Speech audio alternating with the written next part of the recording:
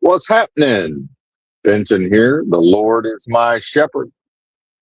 I shall not want. He maketh me to lie down in green pastures. He leadeth me beside the still waters. He restoreth my soul. He leadeth me in the paths of righteousness for his name's sake.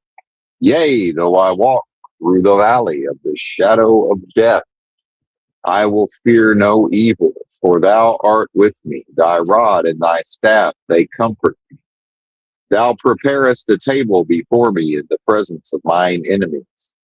Thou anointest my head with oil, my cup runneth over. Surely goodness and mercy shall continue to follow me all the days of this protracted experience of death. And I will dwell in the house of the most super intelligent power, source, and force of love and creation forever. What's happening? Didn't we already say that? Benton here. As usual, rolling out of the truck stop. Gonna need to find a Wally World today to stop at.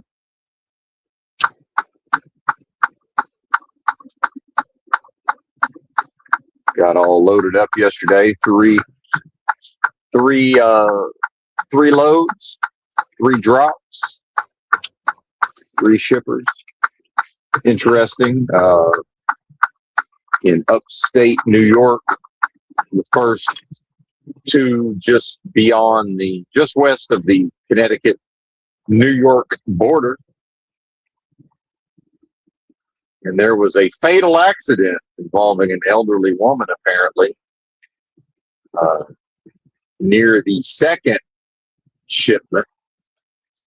That caused almost an entire hour delay as I figured out how to drive through the town in a big rig, because the interstate sort of, there's no exits, if that makes sense. The town doesn't have,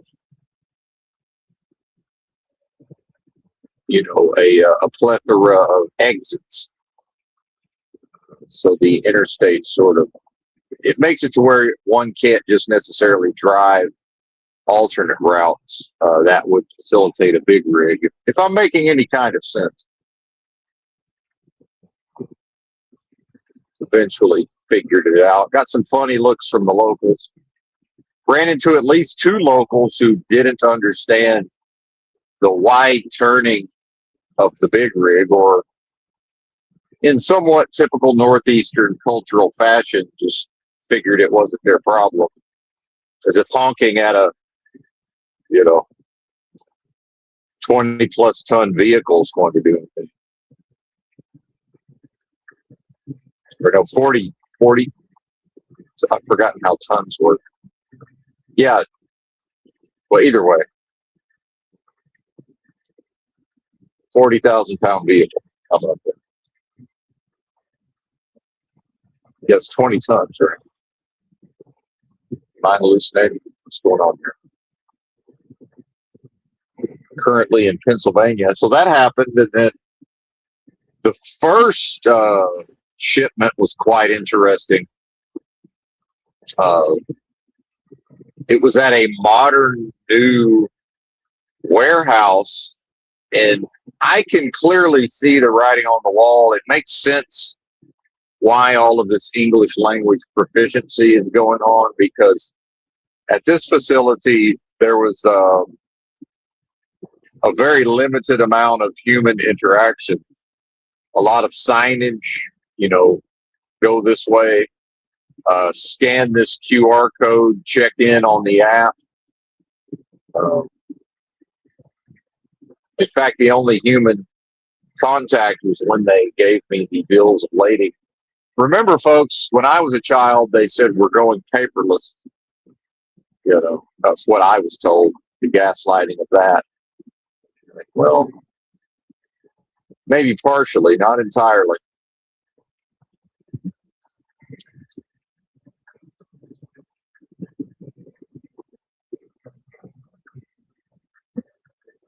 And again, let's go ahead and address the waking dream, surrealistic unreality, deja vu all over again. When I get texted, what's up, Bulk Hungry, down in the chat? I see you, brother. Shout out to you, sir.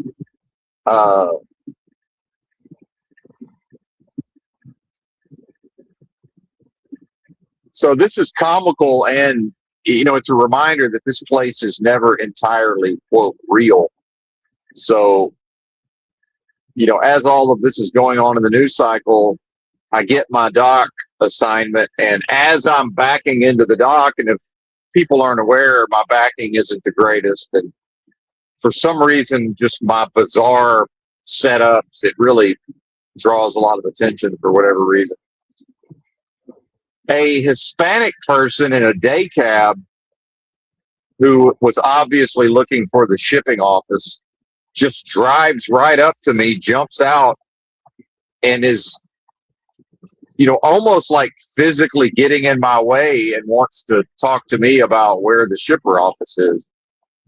And so, meanwhile, there's signs all over the place. They're subtle, but they're there, where to go. And so I'm just like, I'm happy to help, but I'm not going to interrupt what I'm doing. And it takes me a few pull-ups to really square up to the dock sometimes. This is just part of how my brain works. There's nothing anybody can do about it. I've talked about it before. Like, if you've ever known an actual retarded person, nobody tries to coach them up. We all know you can't talk a retard out of being a retard. If I have to do 7 pull-ups, that's a retarded person who has to pull up 7 times to square up. That's just, you can talk at that till you're blue in the face. There's nothing anybody can do about it. Now, does some of the time, do I just completely, everything just unfolds perfectly and it's like, wow, look at that? Yeah, sure, of course it does. But to expect that is insane. So, I'm trying to get through what I'm trying to get through before I draw too much attention, and I don't like to be in people's way. If it takes 10 minutes, it takes 10 minutes. Who cares? But I'm trying to not inconvenience other people. And, presumably the scheduling is tight enough. They're waiting to unload me, or to load me, rather.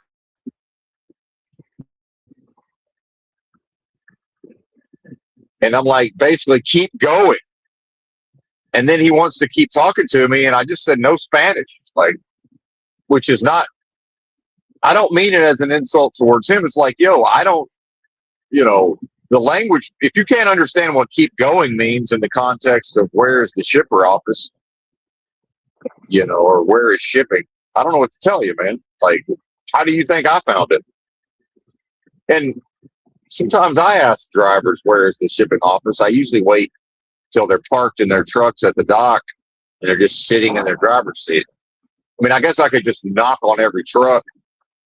Some of them are going to be in the back, changing clothes or whatever the fuck they're doing. Like, it's just kind of rude. And so he walks past, he's still in my way, walks all in front of my tractor. It's really, it's a testament to the aggression and the cultural differences, and the fact that Americans will just, the fact is, like it or not, you can have whatever opinion you want about politics and immigration, and I've got my own views, but Americans have rolled out the red carpet and just said, come on in, do whatever the fuck you want, for the most part. Not that tolerant of criminals overall, I would say, but the fact is, if he's aggressive towards me and he's all kind of assertive, I can be assertive towards him, right? So when he walks back in front of my tractor for the 3rd time, I just get on the air horn. I'm like, hey, man, get out of the way. Like, what are you doing? And then, he makes a bad face and wants to go to fuss. And it's like, you could just see in his attitude, he's just used to, especially the white man, just kind of, acquiescing and sort of catering to him, right? And I think some of it is to sort of abuse these notions of Christianity, right? Which is kind of turn the other cheek. I turned the other cheek when he transgressed against me by interrupting me, and I said, keep going, which if he understood enough English, although he probably does, he may not have been wanted the answer he wanted. I don't know, man. Do I need to climb down, stop what I'm doing, hold his hand, make him feel good about it, powder his butt, right? Because I know the times people have said some version of that to me, it's like, oh, okay, I know to keep going now. And if need be, I'll just ask the next person, right? Like, hey, man, just keep going. Because I started to stop where he stopped, and then I figured out, oh, there's signs and arrows that said, but they're hard to see. They're very subtle. You know, the understated tones of the younger generations, perhaps. And you know, this facility struck me as very tightly organized, but not in an oppressive, stressful way. You know, come on in. It's going to be fairly obvious where to go and what to do. There's not one, but two circular turnarounds, which are very nice. The way the facility was designed was pretty awesome. And I can see it's already laid out. It's going to be able to facilitate semi-autonomous and autonomous trucks. You can just see it in its design. And it's also designed to accommodate drivers who are either fluent in English or they can figure out how to scan a QR code. And if their phone converts everything to Spanish, who cares, right? And then you can even chat with the people at the facility. But when I went into the building, yeah, there's a window there, but millennials and Gen Z completely ignored me, right? Which is fine. I'm not offended by that, whatever. But, you know, the culture of the younger folks in a lot of ways is, hey, pull out your screen and do the thing, man. Well, we're in front of our screen. You've got your screen. Why do you want to talk to us? Like, what is this? Meanwhile, if I happen to track later on, which will factor in if I finish the story, there's more to the story. I ended up tracking down some of the bosses of the facility, all a bunch of white males. Is that surprising? But either way, you know, they were happy to engage with me and had the social skills to deal with me quite effectively and send me on my way. And Lord knows I didn't want to have to bother them because they're out there doing things unrelated to my job, certainly. So yeah, overall good experience, I would have to say. And then they sent me a text to rate my experience, which I haven't gotten around to yet. And this is, you know, self-checkout, basically. Yeah. And are there robots in there loading the trucks? I don't fucking know. I know the company went damn near into a panic because apparently the pallets took up more space in the truck than anticipated. So there was a bunch of hysteria around, will all of the freight fit, since we're doing 3 parcels. Actually, technically 1 truckload, but then we're using the additional space for 2 parcels, which I don't think we're supposed to do. But this place didn't seem to care. They gave me a seal. They didn't seem to care whether or not I actually sealed the trailers. I think they're probably in on it to some degree, but it all got worked out in the end. And then the next load was like 45 minutes away in Newburgh, New York.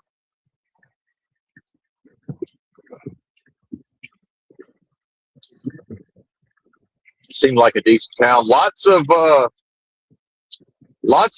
Central Americans just hanging out in the town. Right. You can call it Democrat or blue or lefty, call it whatever you want, but I've yet to see ICE in the flesh. I'm not saying it's not a thing, but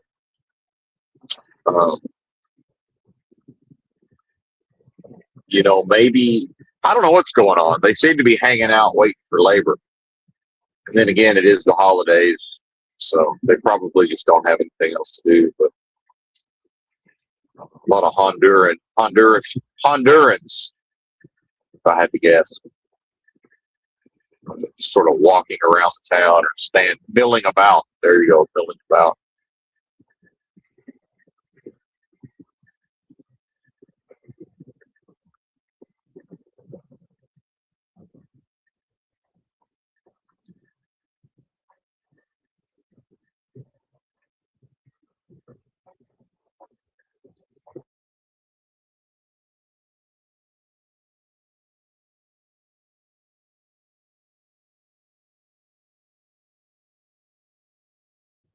So then dealt with the delays getting to the second place, got loaded there fairly easily. That was, oh man, I don't even know if I can talk about this. Oh my goodness. It was some moving and storage place. And, old Benton again with the neurodivergence, the undiagnosed fake autism, just, easily confused in certain ways. Basically we're sending some version of a retarded person into multi-building facilities where it's not clear where to go. Initially I walk into a warehouse and try to talk to some guy in an office. Of course, he's on some important call, waving me away. At that point, am I just going to start randomly going into people's offices? I don't think so. And I understand it's difficult when this is people's workplace. It's hard for them to relate to, well, I don't know. I'm not familiar with this place. I don't know where to go. I don't know who to talk to. So I call the main number and I'm like, hey, where am I supposed to go? What am I supposed to do? Lovely lady with a New York accent, which I've always, for some reason, been attracted to the New York accent. And turns out I was in the correct building, just nobody was around. And a voluptuous Asian lady, just absolutely not dead, drop dead gorgeous, in her 20s, comes out with a New York accent, the same lady I talked to on the phone. I almost had a fucking heart attack. I could barely look at her. I almost had a heart attack. I don't look. I know how to interact with women. It's not a problem, but it's just like, am I gonna have to marry this? Like, I'm 50. Like, what is this? What's going on? It was almost stopped my fucking heart. Like, I'm not even kidding. Good God. Unbelievable. And not in a lustful way. Like, I don't never really looked at her. I just, I looked her in the face like twice. Just gorgeous. And I don't mean like, some of these horn dog guys, it's like, oh, look, a 6.9, and they're going on and on about how hot. This was not that. This woman was just off the fucking charts, man. Couldn't believe it.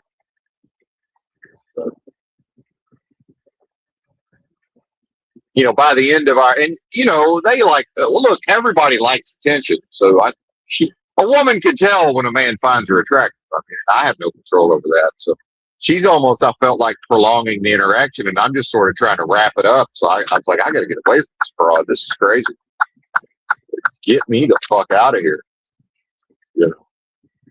Oh my God. And, it's a little self-deprecation goes a long way, fellas. And not that I would be what she's looking for. And it's not even about that. It's just like, oh my God. That's the power of a woman right there. Fucking hey. I was affected for hours. I was just like, what? I have to move here and marry this broad. It's like, I'm 50. I can't do nothing for her. It's crazy.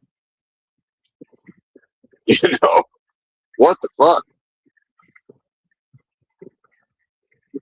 I mean, I would just be like, are you married? And just hope she said yes. Really be. I mean, that's really what we're talking about. I'd be like, oh, thank God. Thank you, Jesus. She's married. Thank God. And then if she said no, it'd be like, well, I'm hoping you don't have any desire to marry a 50-year-old trucker, because I really don't want to get married for the third time. But I don't even know what this is at this point. Fuck.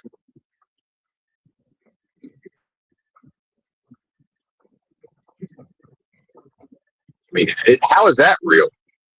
Just out of nowhere. I mean, this happens to me like twice a year. It's just like some insanely beautiful woman out of nowhere. It's just like sweet and nice and inviting. It's just like, good God. No. No. And I think that's what fellas don't understand. It's like, when there's such a lovely, beautiful creature, I don't want to inflict, I would want to inflict my absurd, ridiculous manhood onto her, right? Which is sadly, that's what, part of the plight of the woman is that's what they're attracted to much of the time. Is that very thing that, I wouldn't want to inflict upon her. The yin, the yang to her yin, as it were. Certainly not trying to procreate. Good God. Just unbelievable. Unfucking believable.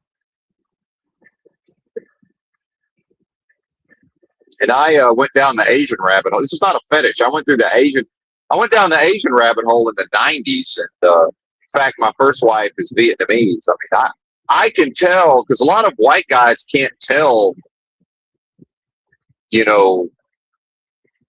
all Asian chicks are kind of cute. No, she was absolutely gorgeous in the face. I mean, solid 9 in the face. Believe me, I can tell the difference. Stunning.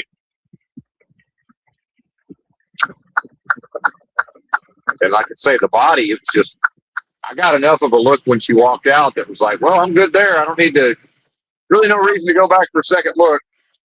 Everything's where it's supposed to be. So we'll keep our eyes above the neckline. Good God.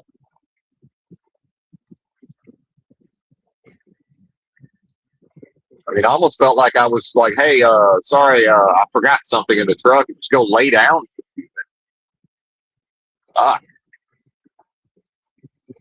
Unbelievable. Unbelievable. Anyway, I'll try to move on. I really don't need to relive all of that.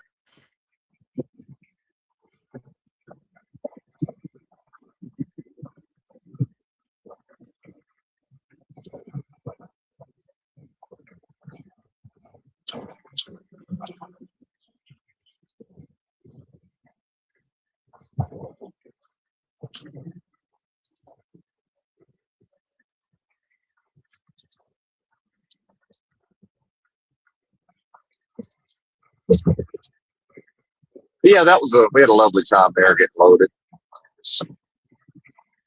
Some of those boxes that they pack their belongings into, presumably. Those are going to Denver.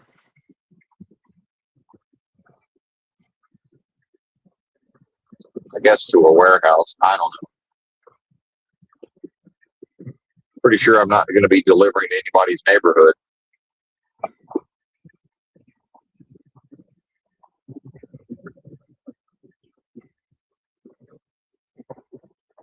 What's up, Joe Moore?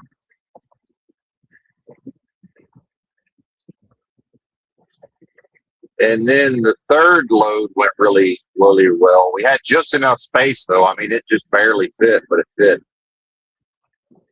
Like I said, the first shipment took up more space than planned for. I guess that's why probably they leave a little margin for error, I'm assuming. But they wanted to try to get me to see if they would reload it, reconfigure it. It turned out they were just one pallet short. And of course, again, the driver's going to be blamed for everything. So the owner of the company's calling me saying, well, we signed for 16 pallets. If we get there with, I told him, I tracked down the boss of the facility. Turns out it was short one pallet. And I'm like, oh no, it's noted on the bill of lading that it's short a pallet. And in fact, I already sent y'all pictures of that. But I didn't, push that point. But it's like, I just say, oh, I didn't notice myself. I failed to notice, but which of course is sort of an acknowledgement of, hey, you guys also failed to do it. But I understand also everything's gonna be my fault. You know, that's just what we do. Right. But that's okay. It's just how she works. It's how she goes. Part of the game. I think maybe there were some airbags up between the nose wall of the trailer and the first two pallets. I think that's probably what it was. And then with the partial, it looked funny because there was just one lone pallet, in the middle.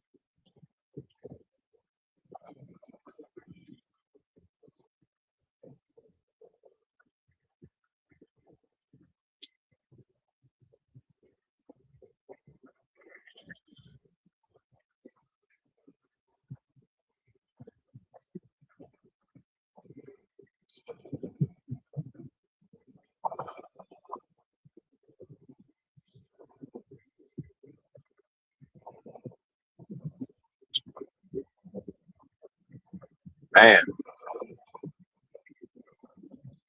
Well, I guess I've been getting too much sleep. So last night's sleep wasn't great, but it was sufficient, certainly.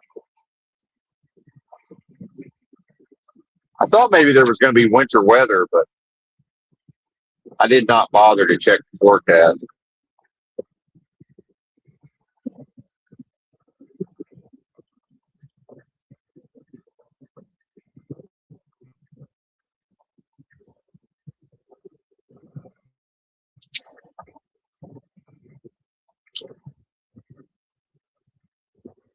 I saw at least a couple of salt trucks out in PA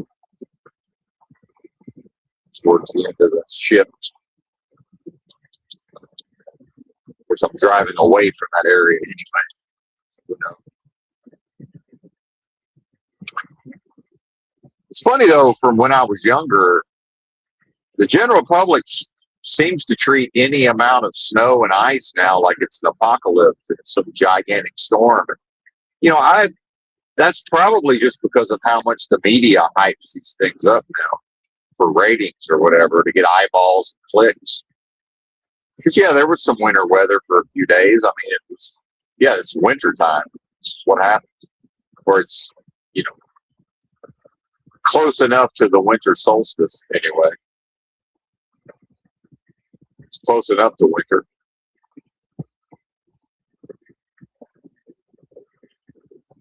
Isn't this normal?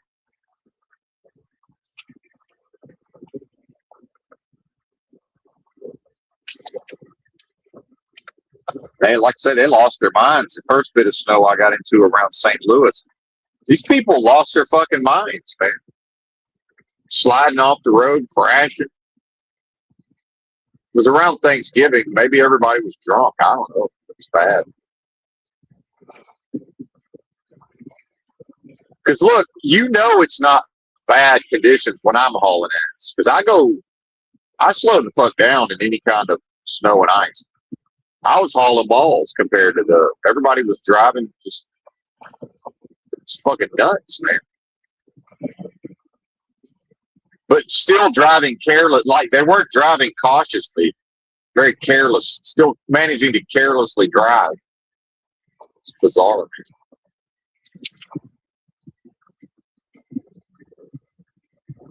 But I was passing everybody when finally I just had to get off the interstate. I said, fuck it, I'm going to take the side roads.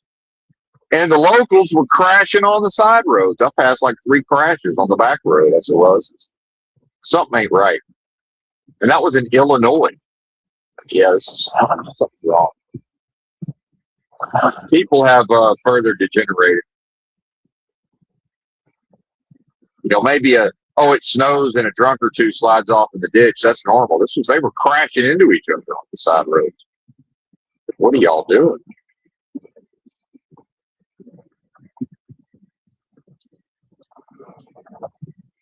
And that lady having a fatal accident in the town. She, I don't know what happened exactly, but she ended up apparently bouncing off a guardrail into a moving truck, but it was a different company than the one I went to.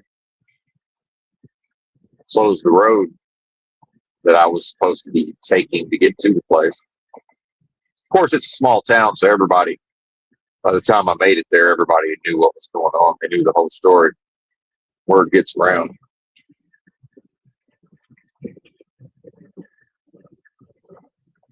And I was stopped near the highway because it said road closed, but I can't just sit there in the fucking highway with no shoulders figuring out where to go.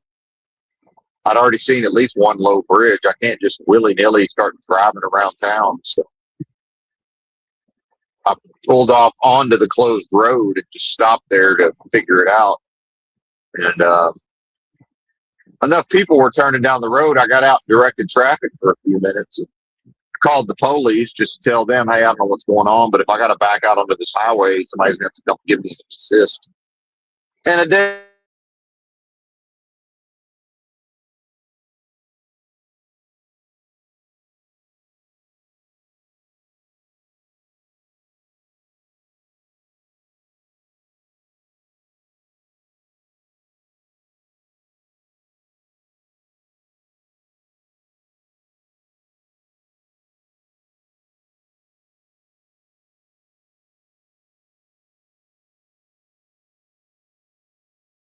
coffee here. I got a few topics I want to get into.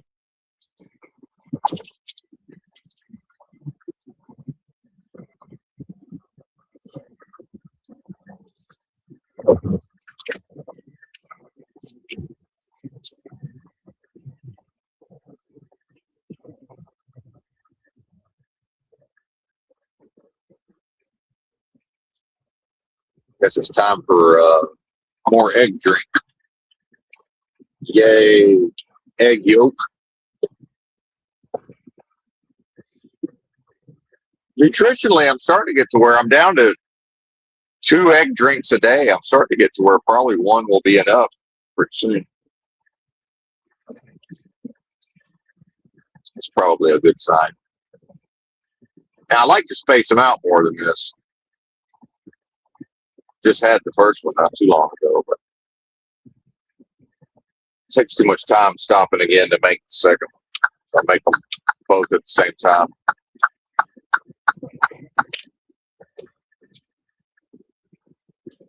Sorry, Bubba, I did not know I was bright lighting everybody.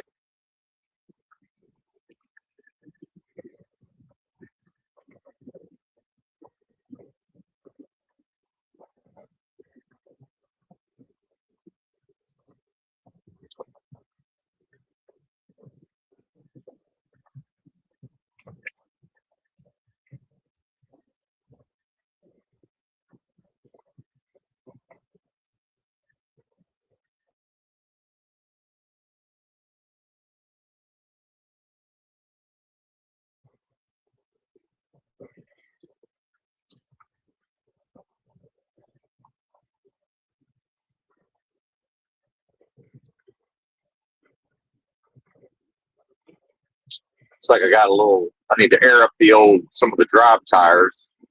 Probably do that when we stop for fuel later.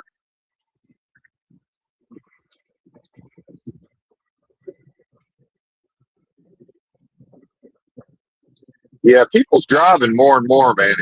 It's really, you can tell it's really all about them using their phones, because I'm passing fucking everybody now. It's not that unusual to pass most of the big rigs, but I'm passing a lot of cars on certain types of roads.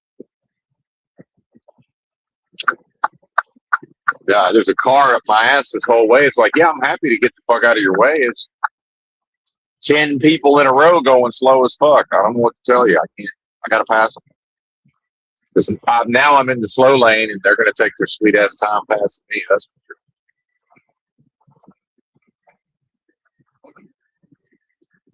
sure. They're out of it. They're on their phones.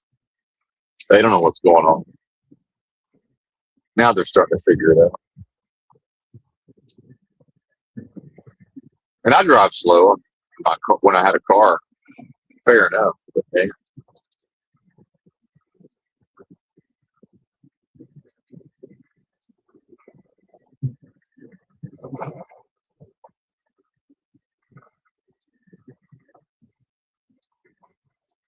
Now you got the Rob Reiner story. That's an interesting story. Of course, I'm a big true crime guy, so at least one of my channels that I like a lot has been doing some content about it. Interesting content. All these salacious details. And then, whether it's bots or just people following what they've been programmed to say and certain attitudes around, ties into part of the theme of yesterday's stream, one side or the other. It used to be sort of a lefty or a Democrat notion of kind of like, wishing violence and death upon one's political enemies. And now the Republican or the so-called right wing seems to be adopting that to some extent. Yeah, how Christian, right? Be happy about something like Rob Reiner, but I can have my own opinions about how rich folks live their lives. And remember, it's a specific type of, Rob Reiner's father was an actor, and then some version of a bloodline. To live in a $14 million house in Brentwood, somebody has to have served evil quite thoroughly. And make no mistake, there's no exceptions to that. There's no just, there's accidentally just randomly a decent, good-hearted person in our neighborhood, living in Brentwood and the LA area. It's just not a thing. They're all rotten to the core, and then you get, methamphetamine, a person who knows mental, at the level of mental illness, the son of theirs, and not a child. And I think society does a lot of disservice by, referring to, Rob Reiner's children. Yeah, his middle-aged child, right? By the time I was 35, I was referring to myself as middle-aged. And then also we get into these notions of, which is technically correct. A lot of people didn't like hearing it, but I'm like, it's just 35 is middle-aged, whether y'all like it or not. It's just what it is.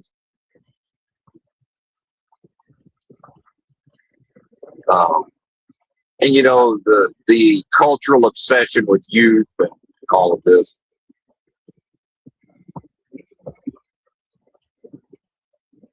And then, and it also in the comments, people wanting to blame the idea of, well, he was mollycoddled. It's like, yeah, of course he was. If you think that in any way created the situation, you're fucking nuts. Excuse me, not you, the listener. Like that. Yeah, there's plenty of people who grew up like me under strict discipline, rode roughshod. Somebody browbeaten and run roughshod over. Rode hard and put away wet, who end up just as fucked up. And I don't mean me, I just mean generally. Plenty of people in the penitentiary who grew up the opposite of mollycoddled. It's like, it just doesn't even make sense, right? It's just, yeah, I understand people have a cultural disdain for just giving everything to a person when they are a minor, right? And there is something to be said for that. It's bad. It is bad for them. But meanwhile, when his father is, engaged in political activism, has a net worth of, I don't know, 100 plus billion, I'm assuming. His first wife was also in Hollywood, Penny Marshall. I guess maybe the second wife is. I don't know what she does. But,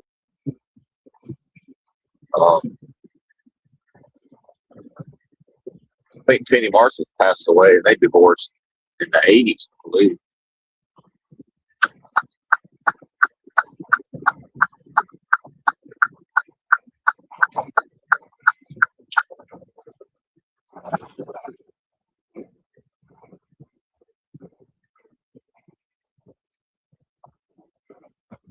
And so, to me, it's the idea of the wisdom of somebody like Dick Gregory, who, like I say, I tracked down and listened to pretty much all of the audio I could find of Dick Gregory being interviewed.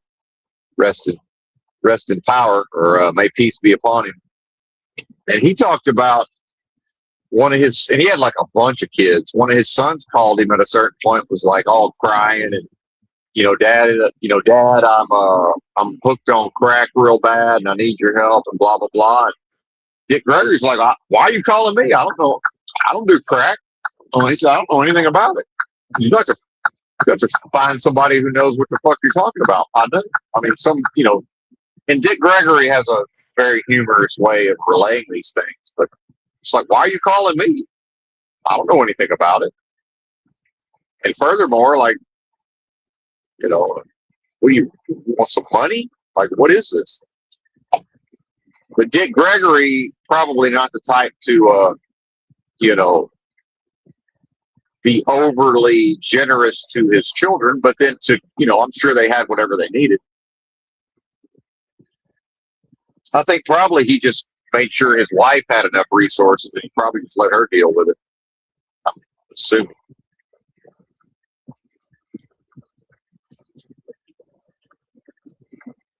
That'd be my guess.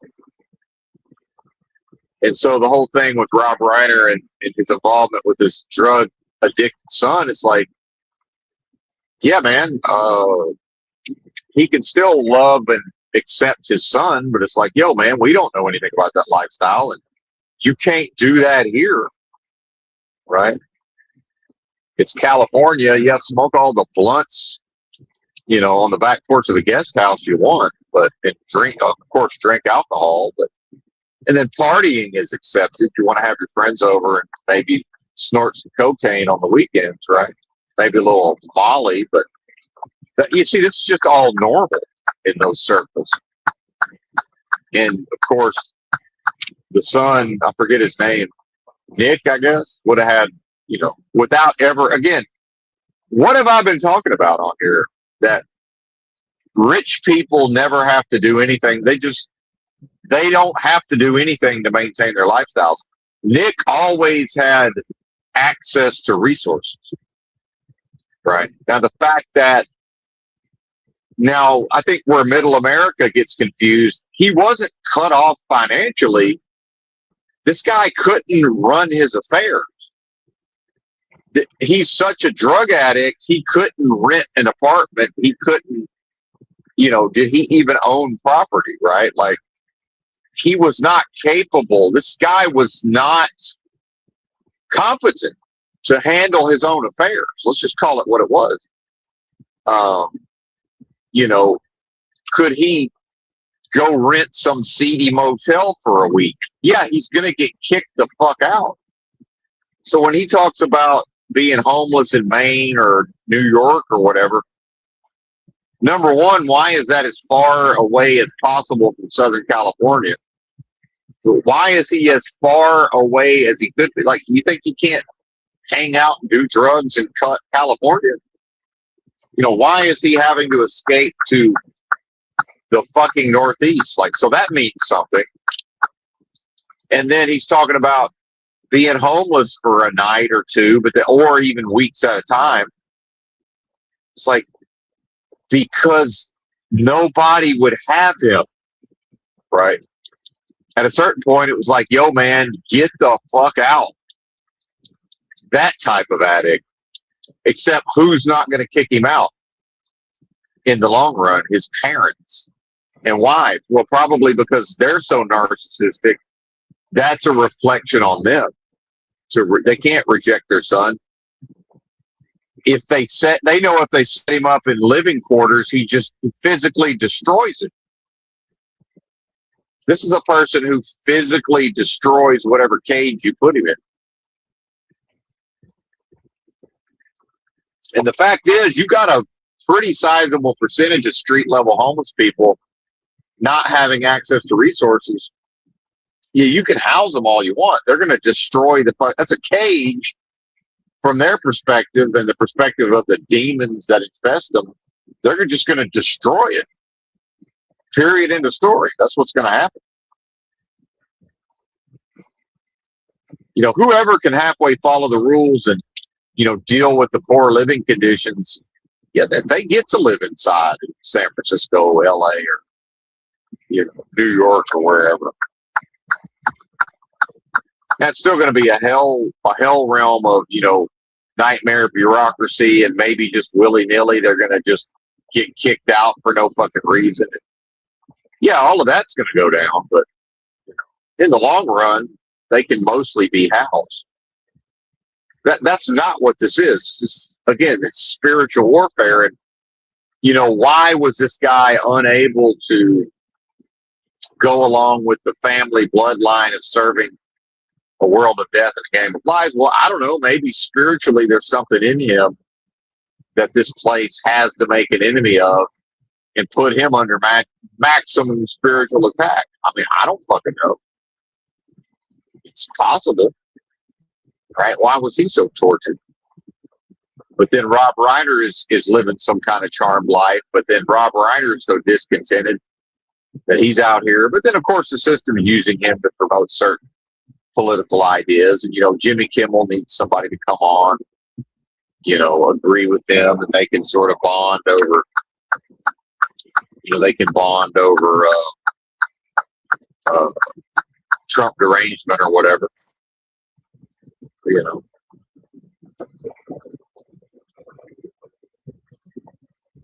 You know, Michael Moore, I guess, has been put out to pasture. Somebody's got to replace Michael Moore, right?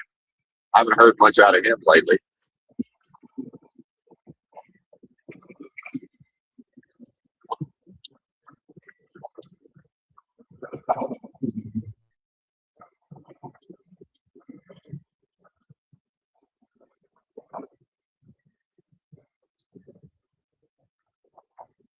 And it sort of shows, like, what's the point of being successful, making a bunch of money, you know, living a charmed life at Brentwood,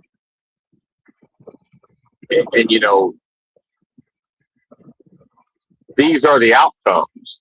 And I wish I could remember who it was that said it. I heard some content creator talking about, I think it was Kurt Metzger, who I'm no fan of, but he does say some insightful, fairly brilliant stuff from time to time.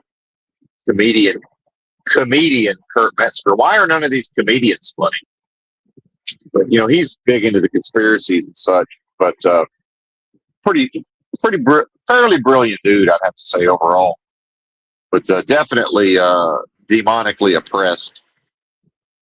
It's obviously losing the spiritual warfare on some level, but he said something about this idea of, you know, Carlin, it's a big club and you ain't in it. He's like, yeah, they're not in it either. I mean, that's what they find out through all this Epstein stuff, and just sort of, yeah, they get ground up and spat out by this thing too. You know, the beast fucking devours them.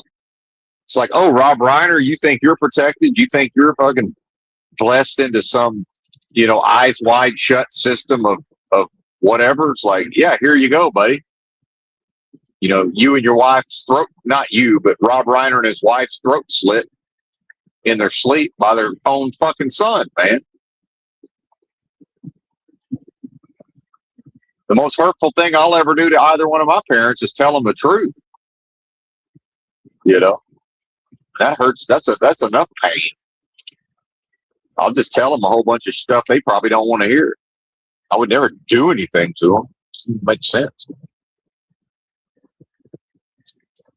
That's narcissism on some level. It's like, no, why would I, even if I wanted to, which I have no desire to hurt anybody, but oh, that's bad for me. Like, what, huh? And look at how tortured he was. Because people will be confused and say, well, why didn't he just do this, that, and the other, to enjoy which he certainly would have had a trust fund and an allowance and some stipend.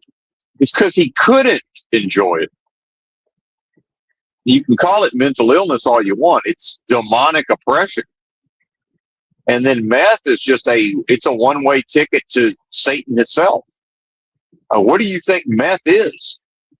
This idea of these Russian experiments where they claim that, just through sleep deprivation, more or less. And, some of that I'm sure is sort of apocryphal or didn't really happen on some level. But, if anybody knows what I'm talking about, that they more or less just eventually, through the extreme sleep deprivation, just were doing the most demonic acts possible. I won't, who even knows what the details would be of that. A lot of people playing sheriff of the road lately too, I've noticed. Ran into another sheriff. He's going to decide how I get to drive out here.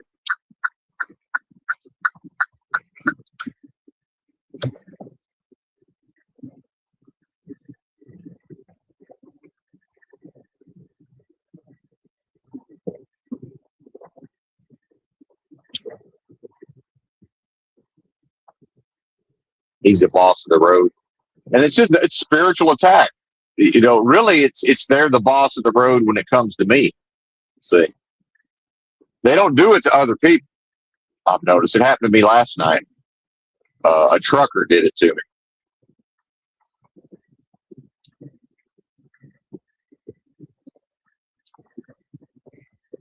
He just wouldn't let me pass him, but then went comically. Once I thwarted his efforts, I said, "All right, buddy, if you want to be the sheriff, I'll get behind you." And then he proceeded to go comically slow. We finally caught one big rig that was going so slow, and I was going 45 with the flashers on. He finally passed that big rig. But there's no way he's 100% doing that to me. Meanwhile, several other big rigs passed us, no problem. He let them go on around. But he just wasn't going to let me pass because I can't go over 71. It's like, if he can go faster, he can just decide not to let me pass him. There's nothing I can do. It's just how that goes.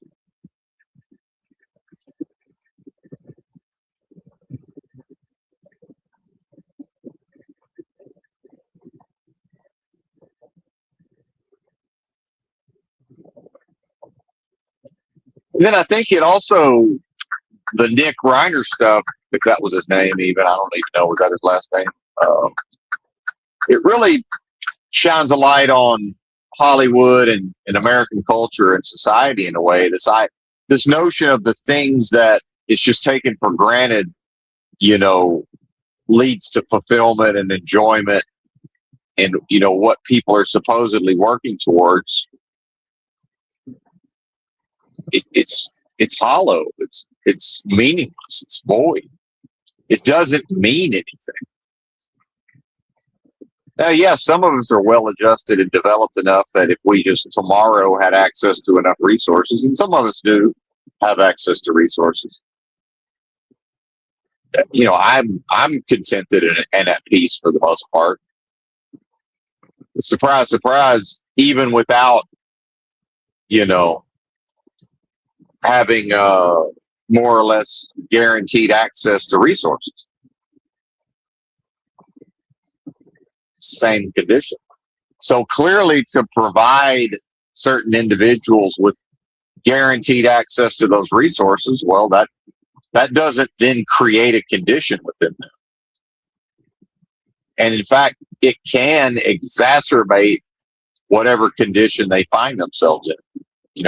Let them grow up and live in a culture where, if they can keep their shit together, nobody gives a fuck how many drugs they do. Nobody cares. Like, hey, Yeah, your family and your community loves you so much. They don't care if you do hard drugs every single motherfucking day. Just do them appropriately. And by appropriately, I mean in ways that lets everybody else get through their day in Brentwood. As long as they can go to the Starbucks in Brentwood or whatever, as long as they can do whatever they're doing that day and go to the parties, right? And you know, not surprising, this particular event seems to have been, you know, a catalyst for this actual event. Could have been what went down at this party. So we know the parents don't care about their son. They care about, can we bring our son to this party? And can he act right? Because he's a reflection of us. But then when he's mean mugging everybody and asking them if they're famous and behaving antisocially in a antisocial, you know, psychological definition of antisocial behavior, why isn't he asked to leave? Why? Because his dad is so famous and well regarded. Who's going to be the black sheep to say, hey man, get the fuck out of my house? Or who's going to be at the party and say, hey man, like, I don't know, I'd like to hang out, but if it's either him or me at this point, like, I'm leaving. How many people did leave? Yeah. How many people stayed just because they wouldn't want to make Rob Reiner uncomfortable and they might need something from him? See, again, now we're back to the predatory and the adversarial elements of the realm, right?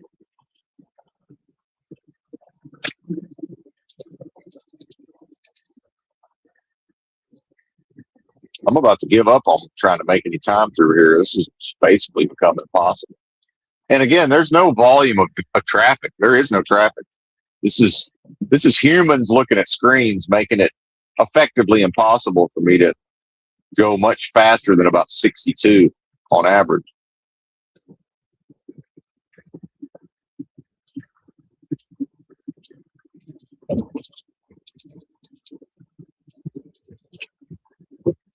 It's not because they care about safety. I can assure you of that.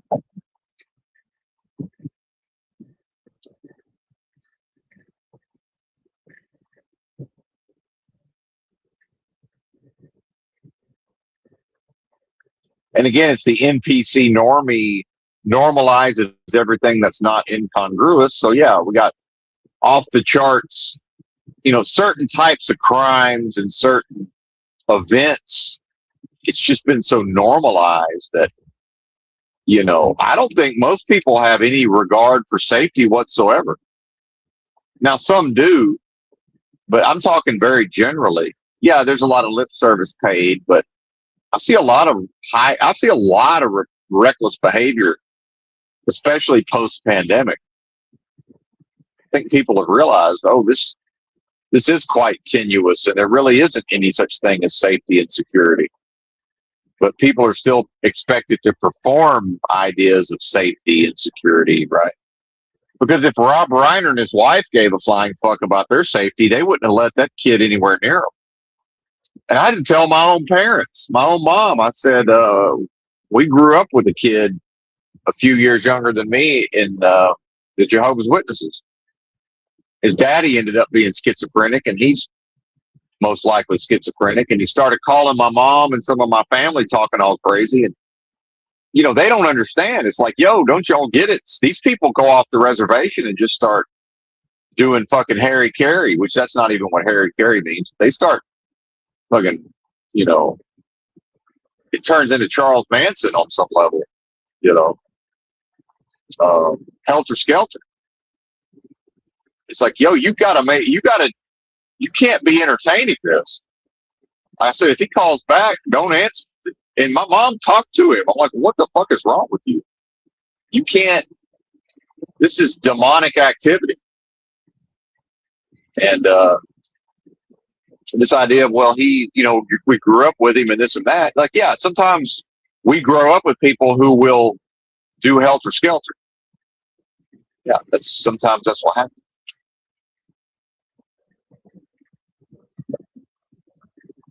This is back when Benton was still maybe willing to, you know, getting involved in protective measures, physical protective measures. I said, if he keeps leaving weird messages, just let me know. And I said, I'll fucking take care of it.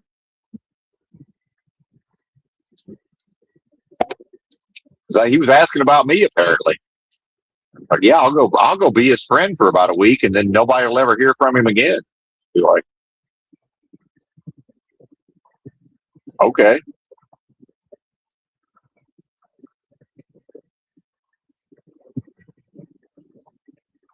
The police call, just tell them the truth. Yeah, he was leaving a bunch of weird messages, and I talked to my mom. I talked to him on the phone, and then haven't heard from him since. No idea. Leave it at that.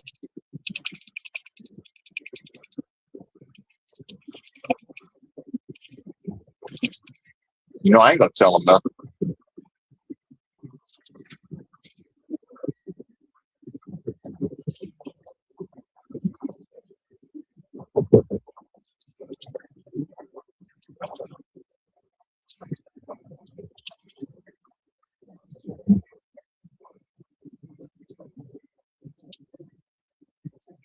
But I believe that Benton is no longer here, so spiritually, I would not be willing to take a life at this point.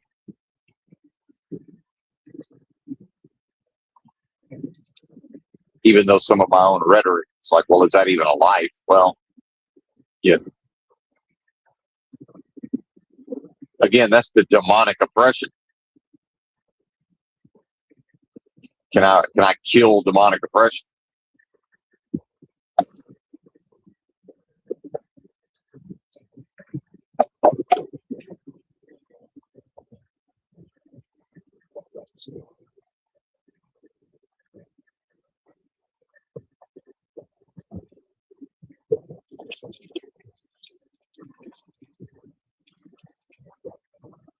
You see these interrogations, and I listen to a lot of interrogations. It's like, well, you were the last one seen with him, and y'all, rekindled your friendship, and then hung out for a week, and nobody's seen him since.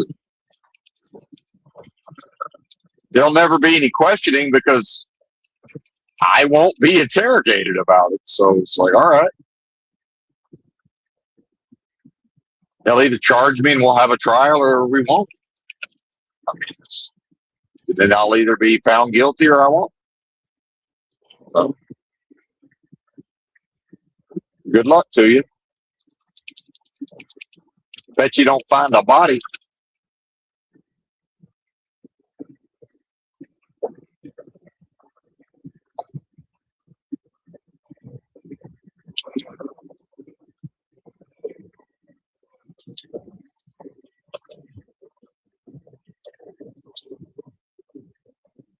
But again, that's a violation. What I am, don't know anything about any of that. That's the dead flesh talking.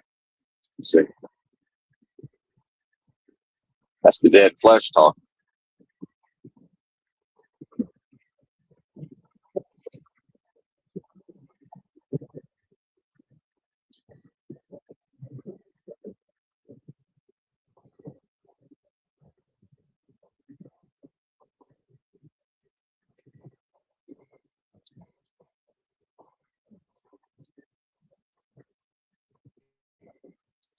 Just a reality that folks don't know how to act around schizophrenics.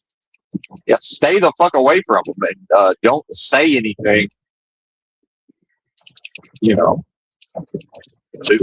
potentially end up on their fucking hit list. That's pretty much how that goes. Get the fuck away from them. Anything you say or do could be fuel for whatever craziness is going on in their heads.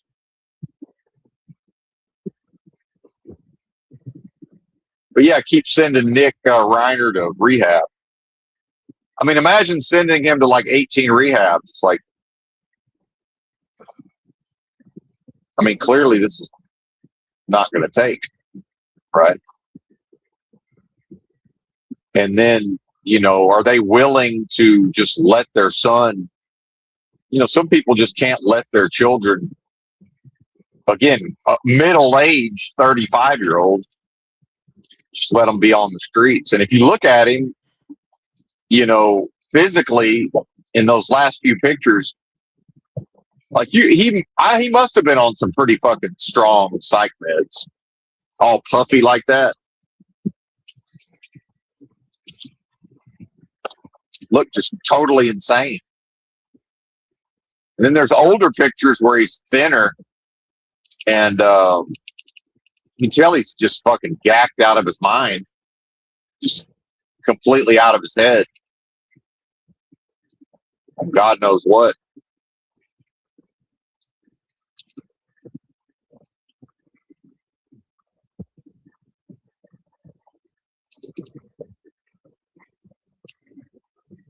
And what's it say about Rob Reiner, the state of his soul, that he could even be around that? You know?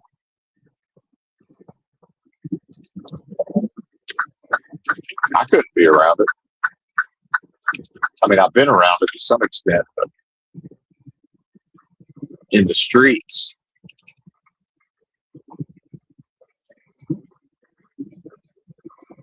Ran into a couple of fellas in Echo Park, newly arrived from Florida, I think.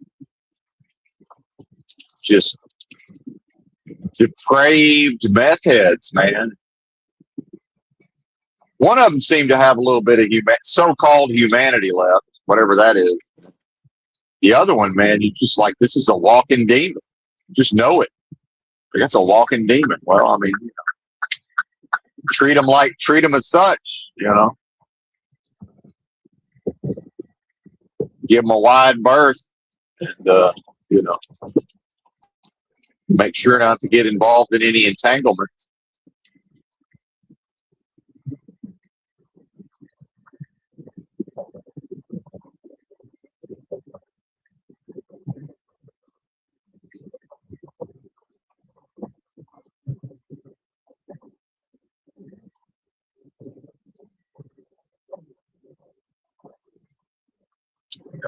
While making sure they understand that I know that they're predatory, and it's like, just all I got to do is let them know, yeah, man, there's way softer targets than me to prey upon. So I'm not going to play sheriff at that level. But I ain't the one. Being able to say that without saying it. Remaining good-natured.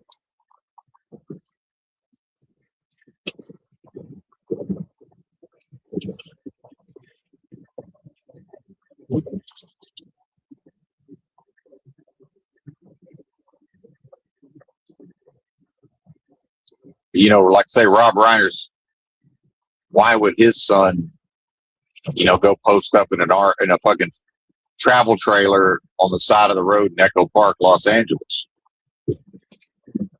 His dad's certainly not going to allow it. That's probably the reason why he was in Maine, New York, or wherever. Get as far fucking away as possible, but still be close to the social scene of New York City, right? Surprise, surprise, clean himself up here and there.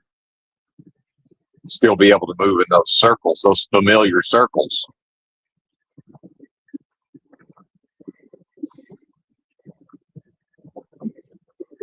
I mean, who would even want to be involved in any of that?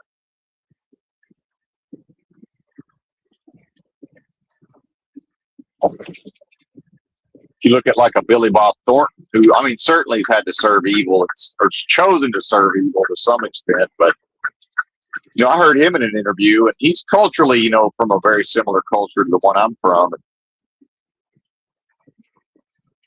You know, he's never, ever going to be, he'll never be fully accepted in Hollywood just because of culturally, you know, where you can't ever wash away that culture from, it's always there inside of him, no matter what he does, you know. So in a way, it probably protects him from some of the shenanigans. And my own grandfather was out in LA for a time, lest we forget. He did at least 2 years in Los Angeles as a football player.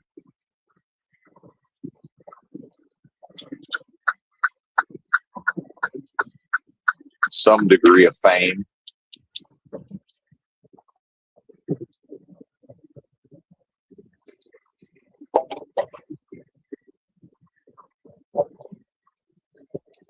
his quarterback, Bob Waterfield, won the NFL MVP in 1945 in Cleveland. And then, so then going into the first Rams season in LA, 1946, Waterfield would have been considered the best player in the NFL. My grandfather was the best receiver, led the league in pass receiving in 45 and 46. Of course, the Rams didn't really do anything in either one of my grandfather's 2 seasons in LA.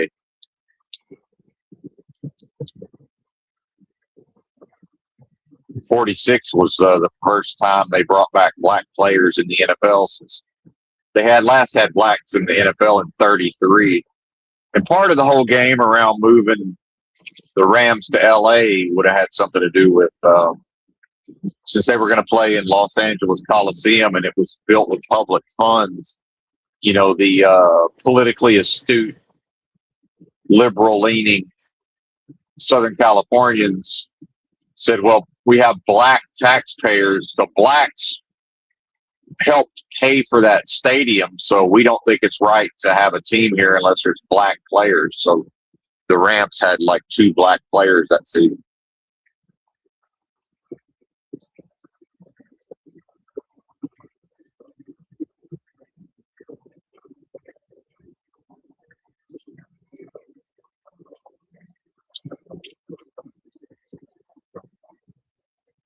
I'm assuming my grandfather's attitude towards blacks would have been my dad's attitude towards blacks, which is, you know, whatever his opinions are, he'll proudly say, never mistreated one.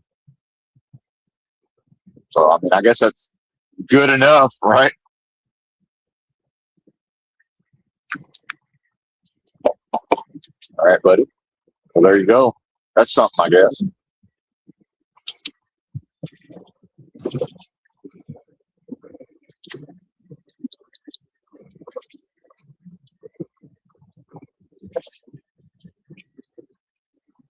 My dad's grocery convenience store did not have a lot of black customers because it was just outside the city limits and was not legally able to sell beer. Did not have fried chicken. Regardless of how that sounds, the blacks ain't going to a store that don't have 40s and fried chicken. That's just how. Some of the whites aren't either. It's all of what it is.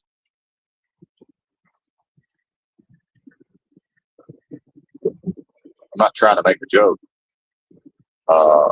You know, I like chicken and beer too, or at least I used to. Chicken, beer, and watermelon. I mean, really, what else does a person need? You know, I'm joking, but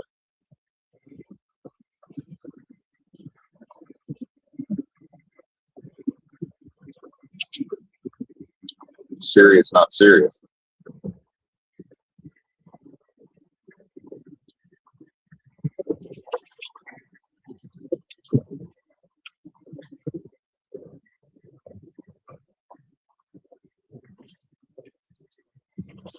And you know, part of that with Rob Reiner's son is culturally where I'm from. You know, somebody would have whooped that kid's ass, and I'm not even saying that that's desirable. I'm just saying like he wouldn't have been able to behave that way on some level unless he could fight everybody. You know. Thank God my uncles never got a hold of drugs, never got into drugs that I know of. What do you do when they're bigger, stronger, faster, and can kick everybody's ass? Like, what do you do with them? It's like, oh, this idea that it's always somebody bigger and tougher. Yeah, that was my uncles. There's 2 of them. So what are you going to do? I don't know. Good luck.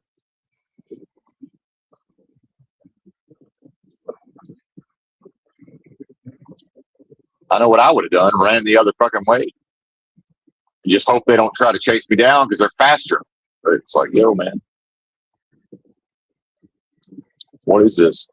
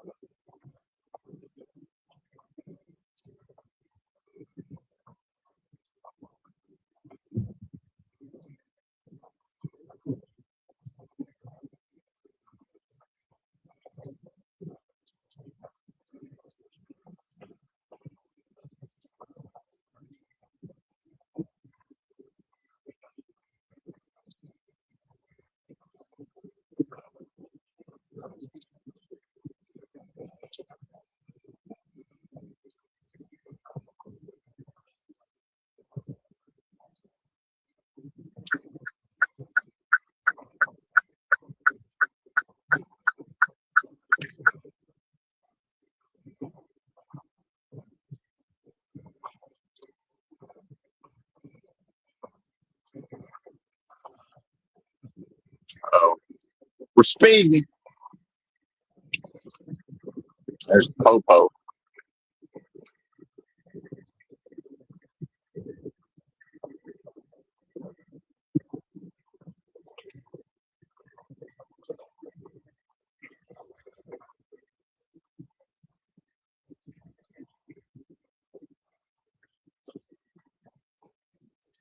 Yeah, the topics I wanted to get into. Let me check the batteries here. Yeah, we're good. Um,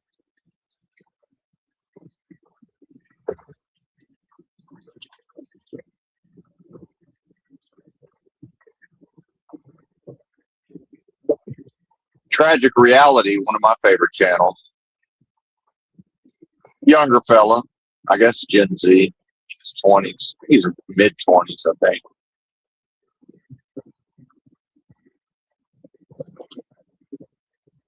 He had an interesting video.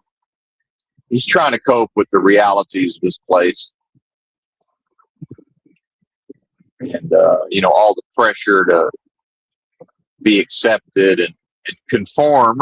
Really, what a lot of it is just pressure to conform to society's expectations and norms, and then anybody who can't or won't do that is cast out, right? Because again, this world contains no acceptance. It's rejection. This is a world of rejection, and it only seemingly accepts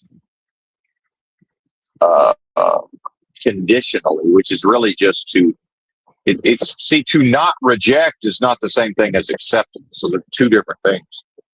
It's a subtle difference, but it's there nonetheless.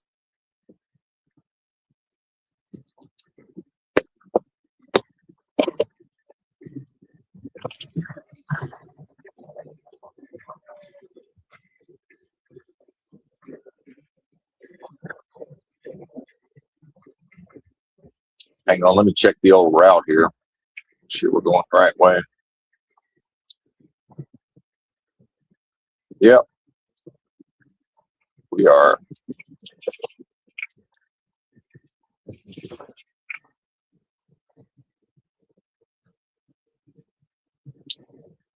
Are they trying to send us on the fucking Indiana toll road again?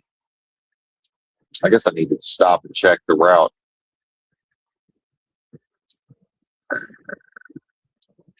Hang on, give me a second. I'm not really into a topic yet anyway, so did I ever really am? No, that's not that. Yeah, no, we're good. Yes, we're going down through Indy. Might have ordered some Amazon lockers, but it's Christmas time. Their delivery window expands. Gets a little longer. Did I forget to bring my water up here? Shit. Did epic fail.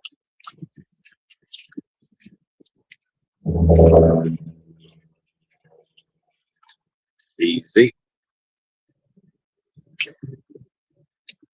Not fucking dang. Sometimes they overfill these bottles too.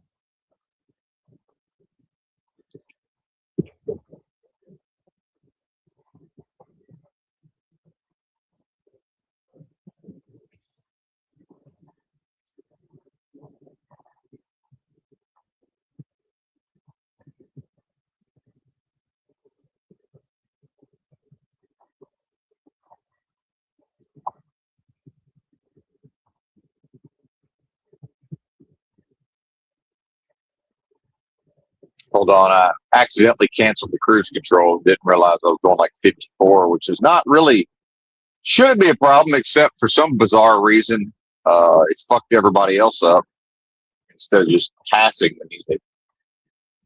It's made a bizarre traffic pattern.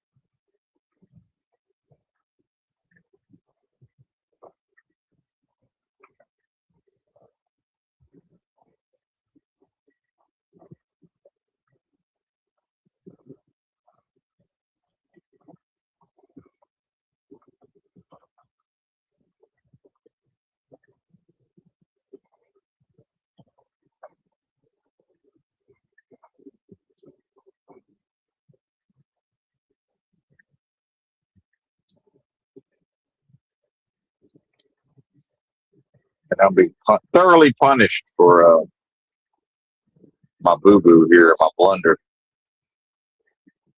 Thoroughly punished.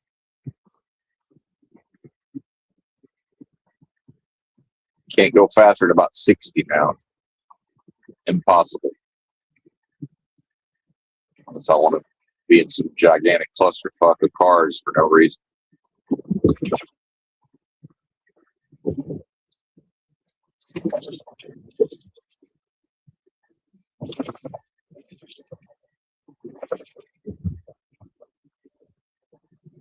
I'll never get used to how slow people drive now. It's just really strange.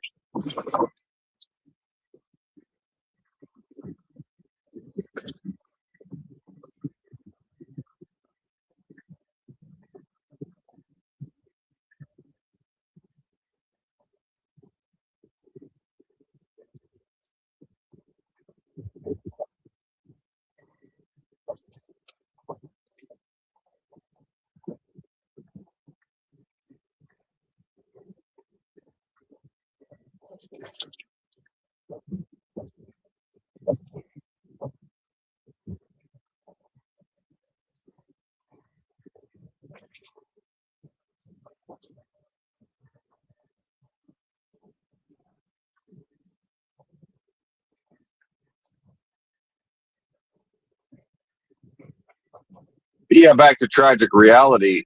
A younger person, coping with all of this. By default, the psychology of the human, does, identify itself. Hang on, now we're getting slow merged. Like, really bad. Like, insanely slow merged.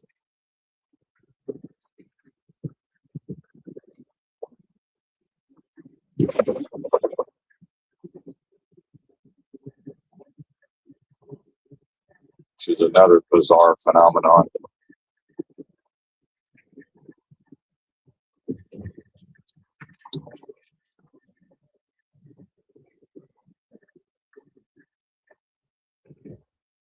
Now they're going 80, of course.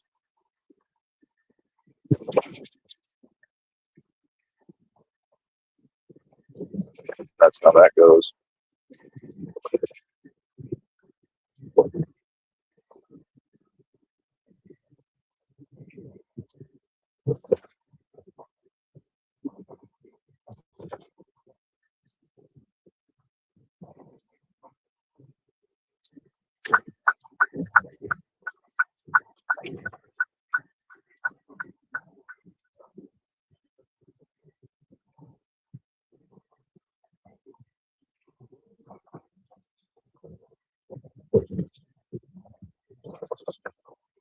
I think we're in Ohio now, by the way.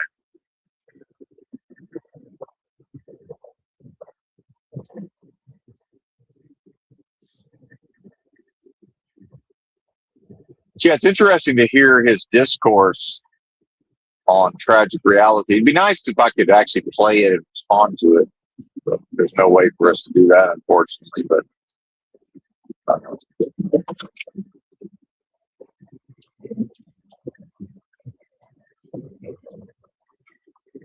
There's a lot of flaws in his thinking, his philosophy. He's right on the money with a lot of stuff, but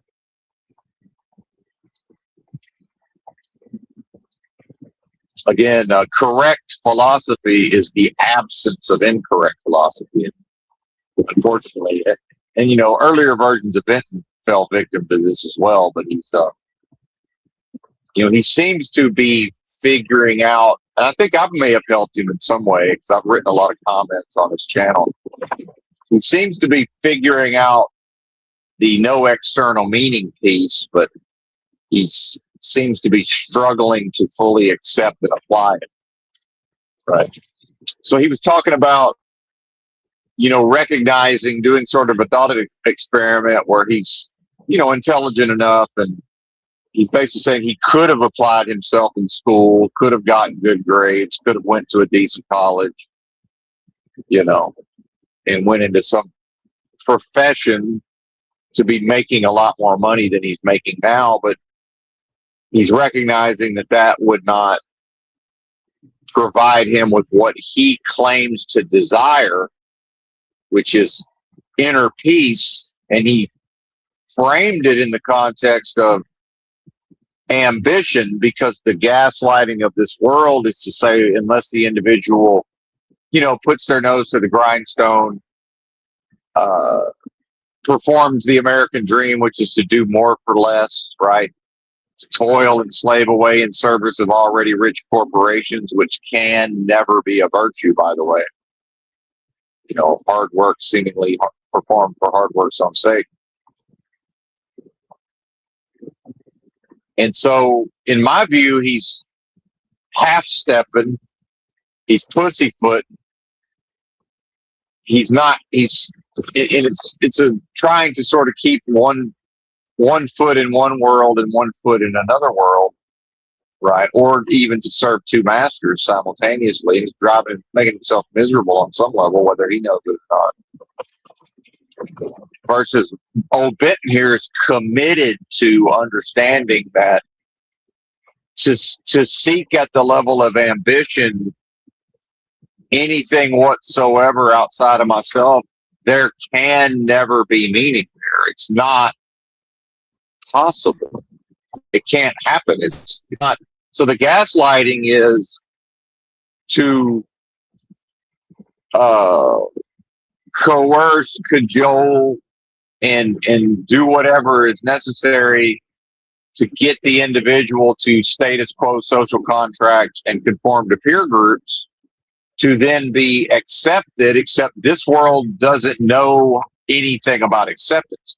This world cannot accept an individual. It lacks the capacity, because if this world knew and understood and contained acceptance, it would accept, tolerate, and love all individuals regardless of what they did. It would treat them as a friend, because what I am, symbolically representing all of those things, and again, Jack from Jack and the Beanstalk can't conceptualize rejection, can't conceptualize any of these negative states, doesn't know what you're talking about. See? So love doesn't know what condition is. All it knows is its own nature of love. It doesn't know anything else in a vacuum. It's all it knows. It's all it understands. It's all it's able to perform. So this world, based on the lack of love, the lack of abundance, the lack of all of these traits, it seeks to pass itself off as containing meaning, containing love, containing tolerance, containing acceptance, by gaslighting, attacking, rejecting, mocking, ridiculing, and doing all of these things. And then when the individual performs what the realm seems to want to have performed, then it removes some of the rejection.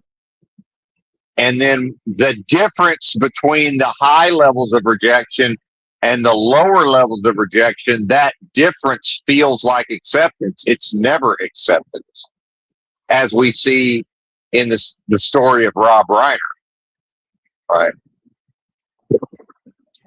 They wouldn't reject him. And that was the problem. Because they were playing a game where none of their strategies could involve, hey man, we're turning our back on you. We don't care that people are going to know that we knew you and your father's very famous and influential. We're not going to worry about the potential reputation damage to our reputation. You're cut off, buddy. Because how you going to love a demon? And if somebody couldn't look at some of those pictures of Nick Reiner, if that's his last, I don't even know if that's his name or not. I guess it is. If you can't see the demon in his eyes, I can't help you. I mean, that's a demon. That's a legion of demons, right? And some of the conspiracy theorists will say, "Oh, that's AI. Those aren't even real pictures." Well, either way, I mean, it doesn't even matter at that level. It's real. It's not real anyway because of waking dreams, surrealistic, unreality, deja vu all over again. So yeah, sure, I agree. But on some level, what alternative does the being have? It must be treated as containing some substance on some level just to get through the day, right? Am I wrong? I think I am.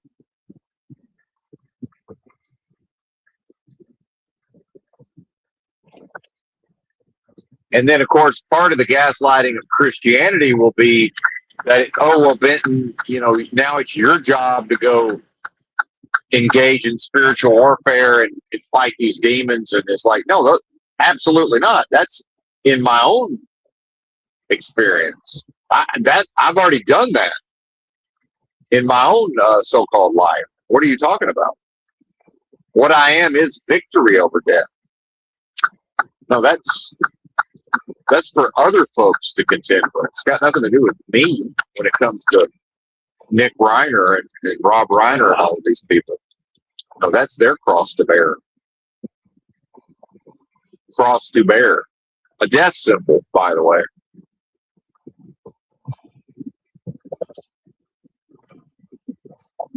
If what I am is the way, what I am is the truth, and what I am is the life, if that's real and true, then what does that have to do with a crucifix and a symbol of death? Nothing. That can't symbolize the life. That's a violation. What are you talking about? It's a death symbol. So what do you mean? Oh, you ain't never seen the crosses planted at the roadside where somebody's loved ones passed away? It's a symbol of their death, not their life. Where is the symbols placed where they lived and where they joyfully expressed? Where's their memorial there? That you're putting a symbol at the spot that it all ended, presumably. Your cherished loved ones. You want to tell me that's not a death symbol? Of course it is. What are you talking about? Obviously, again, this is why there's no such thing as common sense. Obviously, this is what this is.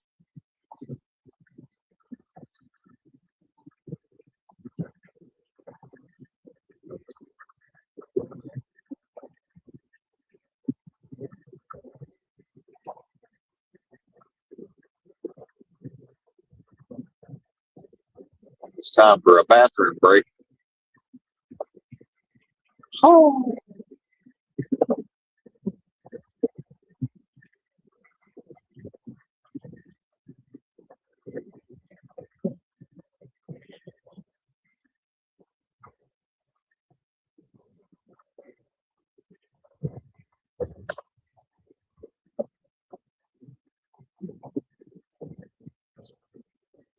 See, he was actually victimized by what claims to be love, acceptance, and tolerance. Nick was. It's the worst thing for him. What he needed was Dick Gregory to say, why are you calling me? I don't know anything about drug addiction. Get the fuck out of here. Whereas Rob Reiner, he, probably would have fancied himself some lay expert in addiction. Probably. and had unlimited funds to send the kid off to rehab,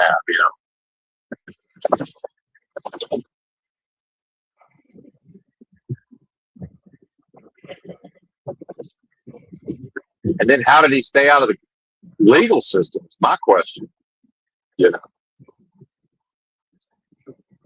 Again, the culture of Southern California. When he did end up in the Northeast, they're not going to put up with those shenanigans. I don't know how he stayed out of legal trouble over there. Probably daddy paying off whoever he had to pay off. If old Nick was destroying hotel rooms or whatever. Or I don't know, maybe they just charge it to the fucking card on file. Come in, take a look at the room. What do we do? I don't know. Let's see how much we can charge on that card. Charge $5,000 to charge it to the game, right?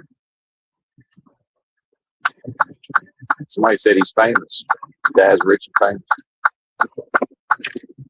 But they didn't dispute those charges.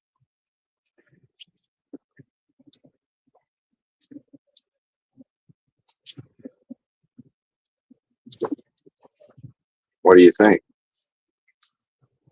Got this much chance to park on the shoulder there. Might have to pull into the damn Loves. Risk getting stuck like Chuck.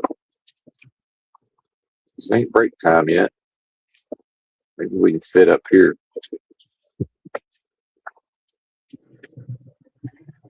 Going for it. We're going for it.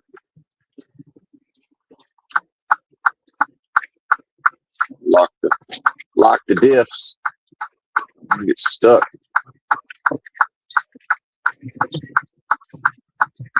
It's bullshit. Oh, this is fucked. Soft shoulder indeed.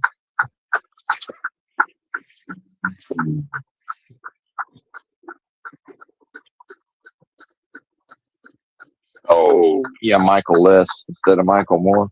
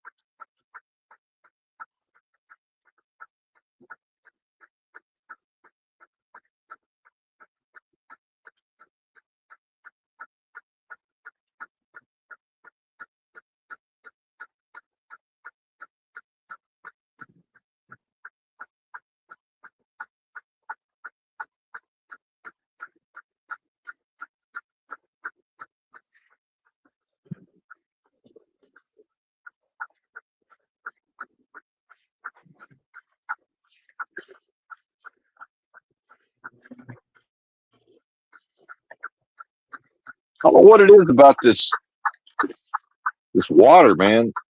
Almost anything but the Mountain Valley's water, I start having fucking urinary symptoms. Fucking peeing down my leg and some UTI type symptoms. I don't get any of that on that Mountain Valley spring water.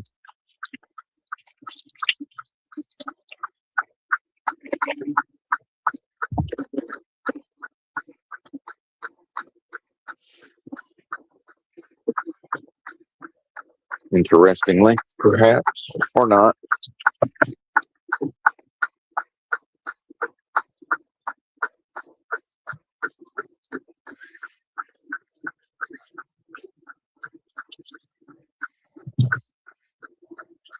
See if we can get moving again. All right, where the heck is my water? Oh yeah, still forgot to get the water out of the back. Okay, there we go.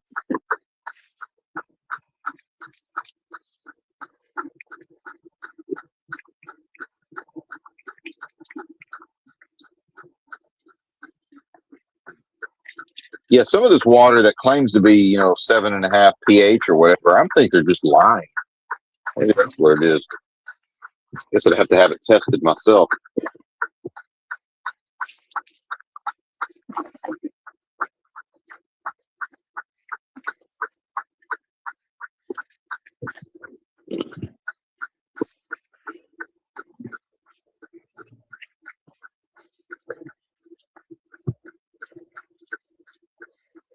Getting emails? What is this? Oh, YouTube Premium. Yeah.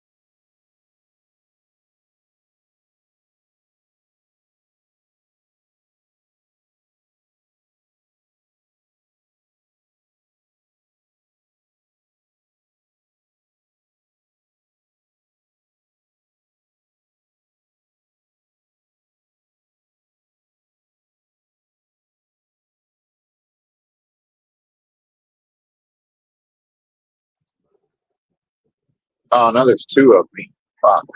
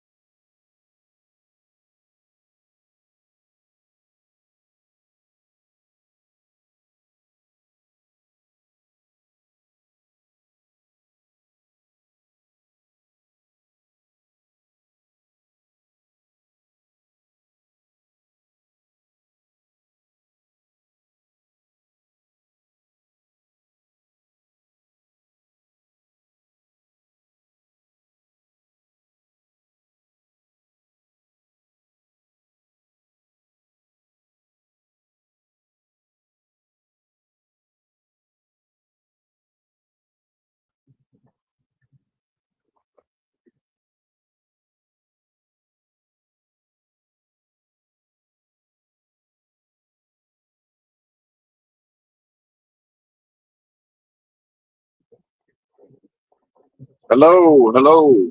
I guess I'm back. I don't know what happened, but I think we fixed it.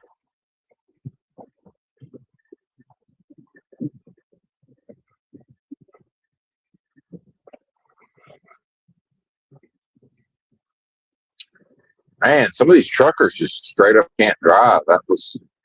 That whole merging into the interstate thing is way more dramatic than it needed to be.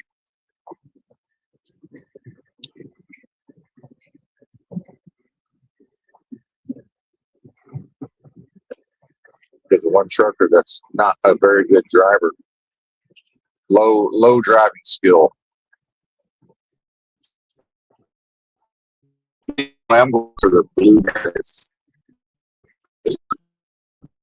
Oh, I'm sorry. The red.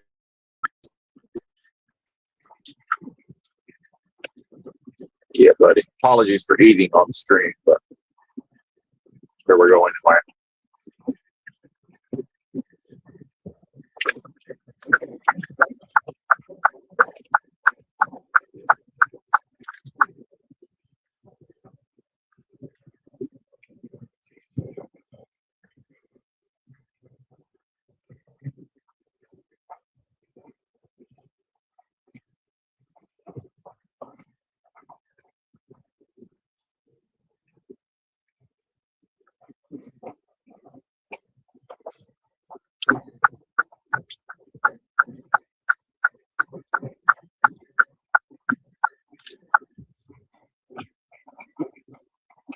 Man, I can tell it's going to be one of them days.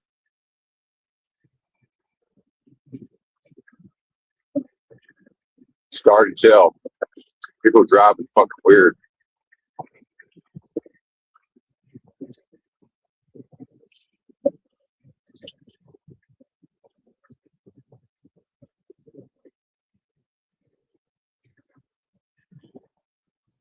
A lot of weird aggression, passive aggression.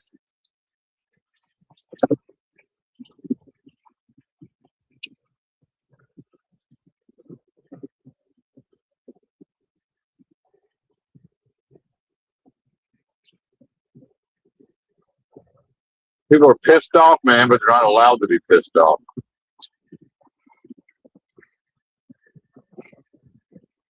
And increasingly, they're on drugs that buries the anger,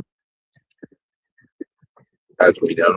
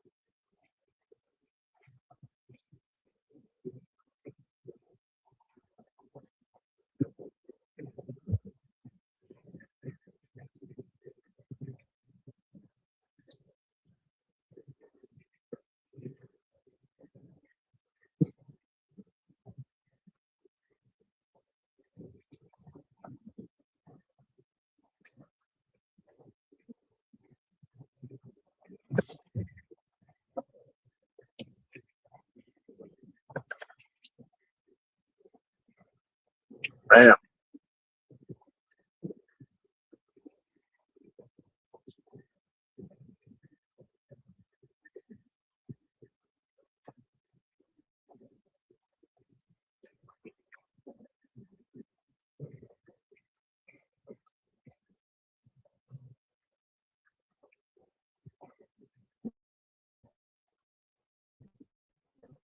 but the tragic reality stuff around, because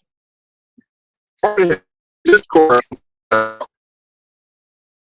world, because of his own lack of success in certain ways, will connect that to a lack of ambition, especially as a male, especially at the age he's at, mid-20s.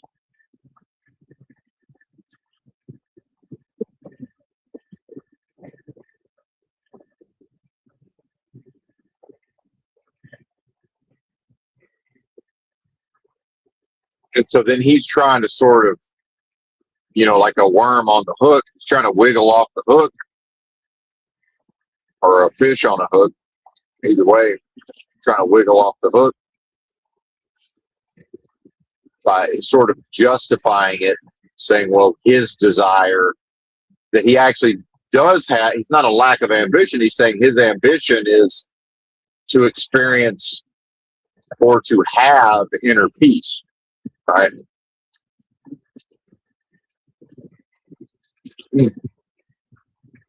And he simultaneously correctly identified that happiness as a goal or something to seek is not possible anyway, because it's a fleeting transitory state. Right? A dynamic human can't permanently inhabit a transitory state. It's not even possible. So this idea of being happy was like, well, it's not possible. First, not in the long run. It's, from moment to moment, sure. Meanwhile, that doesn't even exist. time, space, location, place. That's a delusion and illusion, or delusions and illusions, as they may be.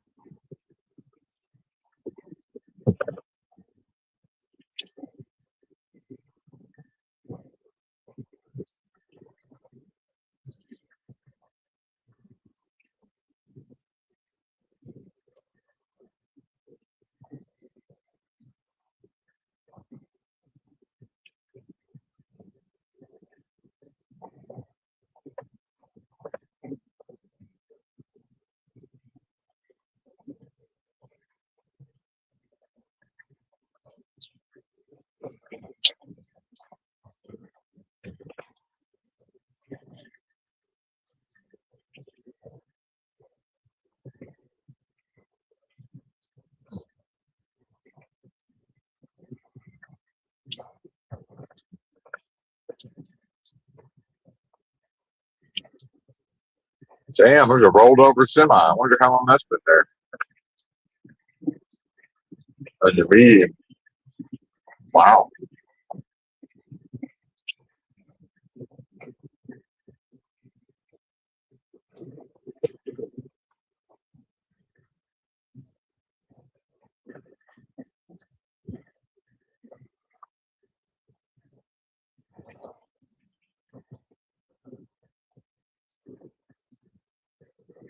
Rinse out my mouth here. Oh, and now we've lost our spittoon, apparently. Where did it go?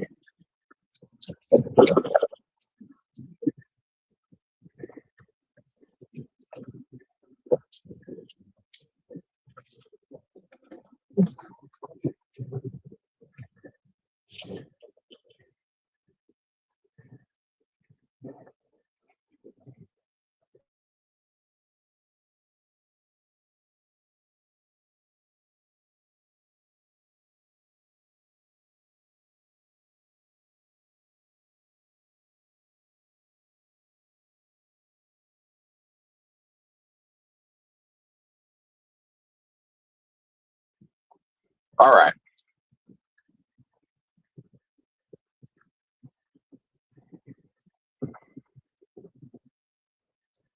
So, yeah, he correctly identified, happiness as a goal. That doesn't work. That doesn't make any sense. That's illogical. But I don't think he recognizes yet the error in his philosophy. The incorrect philosophy is he's actually creating and crafting. He's identifying in relation to this world that lacks meaning. And while he's talking about, he's giving lip service to a lack of external meaning and substance and love and all of this stuff. Although not love necessarily. It's difficult. The human, contained within the human, is a hope station, which is representative of nothing. It's hope. That's what it does. It's a hope station. So it's very difficult for an individual to face the reality that there's simply no love, tolerance, acceptance.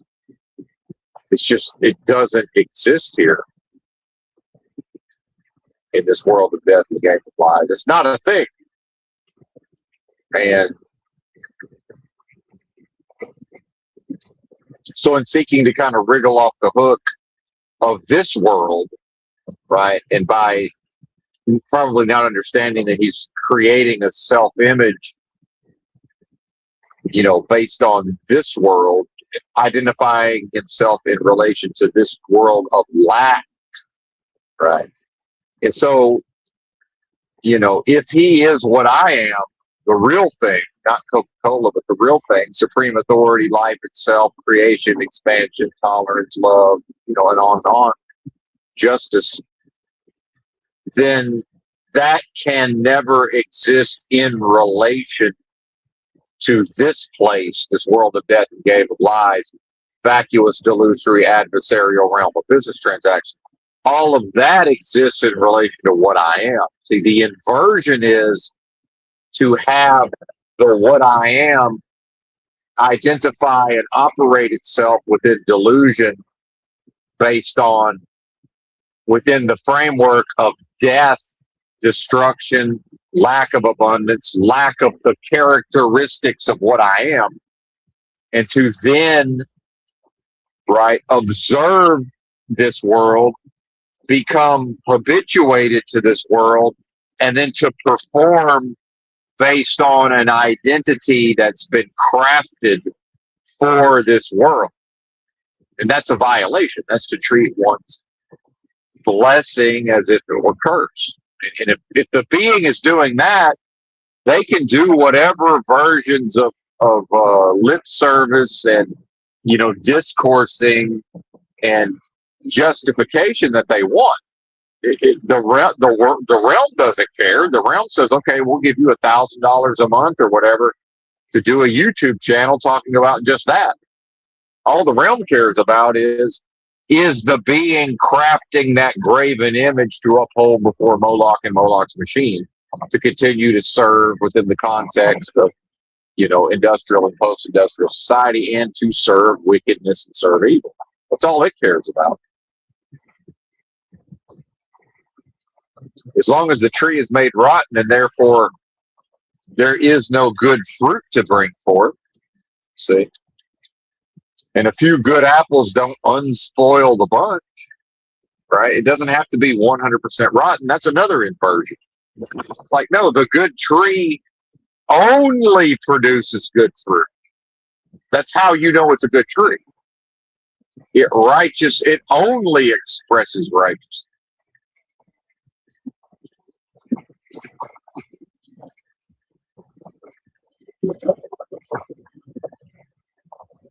Or it's not what it purports to be. And that funk cannot be faked. There's no faking that funk. Yeah, consensus and peanut gallery and collections of individuals can agree to treat it like the real thing. That doesn't make it doesn't transform it into the real thing. It's not how that works.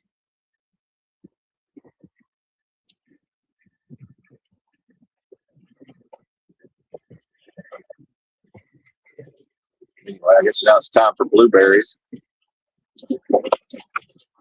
Blueberries. I think this is my last, the last of my StreamYard time.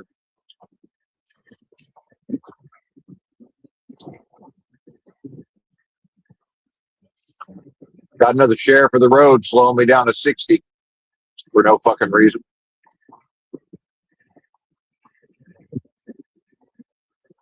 That I can declare.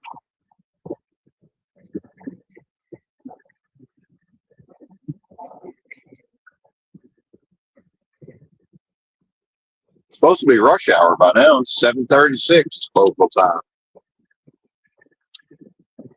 Hell is this, man?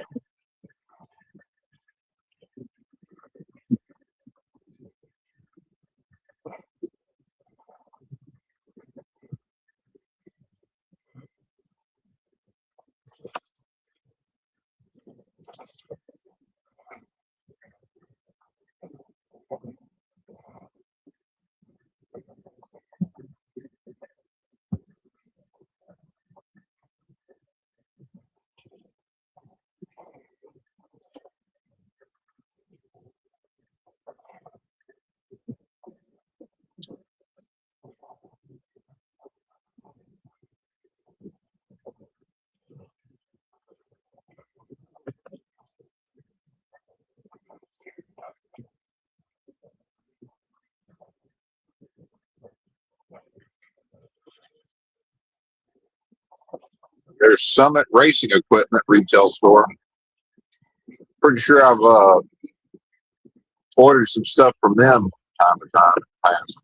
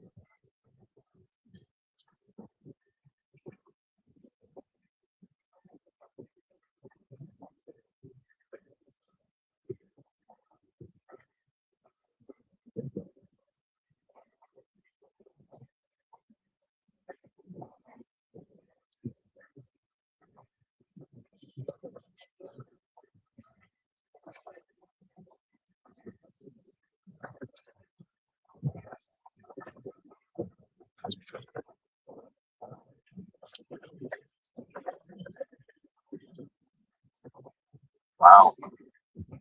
Really?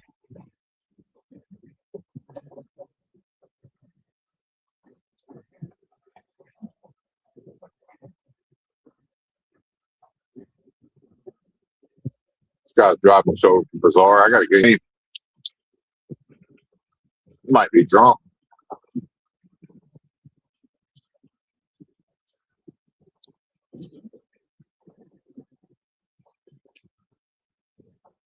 Or wants me to hit him.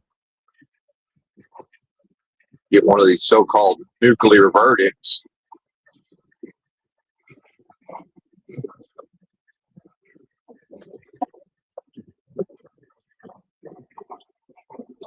All right.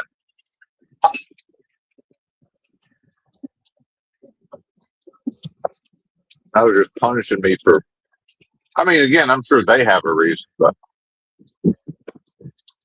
this is definitely an area where a significant portion of the populace will be thinking of the possibility of getting a settlement from a wreck with a big truck. Man, it's just what this is.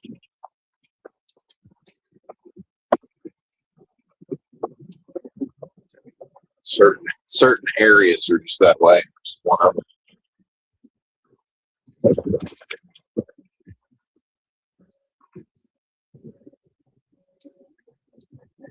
Now we're all the way down to 55 and 60. These bozos. And way more higher than normal incidents if I look in my mirror and there's somebody just right there next to my tractor trying to hide. That doesn't happen that often. It's already happened like 4 times.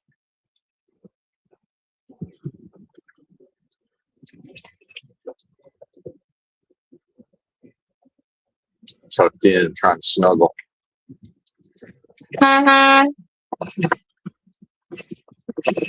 Could you please go ahead and get over, or do we have to slow down to 35? I don't know what needs to happen. I don't understand. What do we got to do? What do you need me to do? If you need me to go 45, I don't know. There's no traffic. This is a comically low volume of traffic for how slow we're going. It's comical. Now something's rattling around in the sleeper, damn it. What is that? Drive me nuts. 77 south to Canton. Well, I hate to say old Grandpappy's never going to make it to Canton. That's where the Pro Football Hall of Fame is. That ain't never going to happen for whatever reason. Nobody's ever been able to figure out why. That ain't in the cards.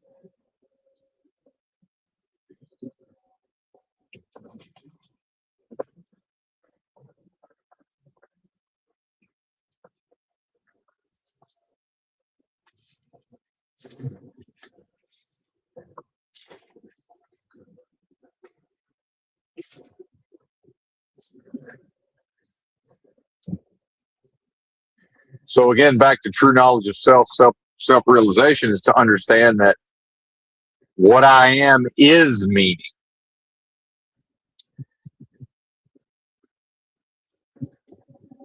And that outside of the context of what I am, there can't be meaning. Can't have meaning outside of that context. It doesn't exist. But then you get into the delusion, the illusion, you get into consensus, you get into conventional wisdom, word of mouth, and people treat it as if, well, of course, the nuclear family contains meaning. Of course, society contains meaning. Of course, employment contains meaning, or education. Yeah, my own novel experiences with those things, I can bring that within myself and work with it and bring forth a meaning. And that did not originate outside of me. That originated with me.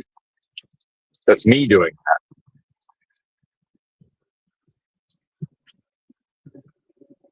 It's what I am doing.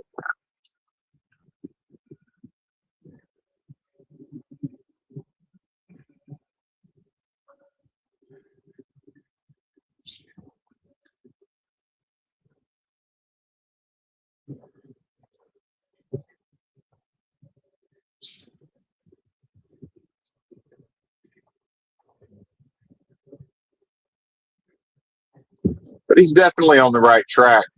And I understand, and again, way ahead of where I was at his age. No comparison, but, and I understand the difficulties in truly accepting this place for how it is, right? And especially as I've continued to, and again, we talk about healing around here, and my own digestive issues, and without trying to get too much into specifics. Large intestine, you got the ascending colon, the transverse colon, and the descending colon. Energetically, spiritually, emotionally, what's involved in healing, all right, such areas, and facilitating the healing of those functions. If you think of them as physical phenomenon or phenomena, right, or energetically, or however, whichever way.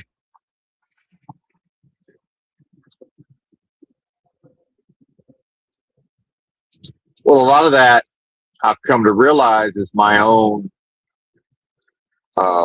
struggles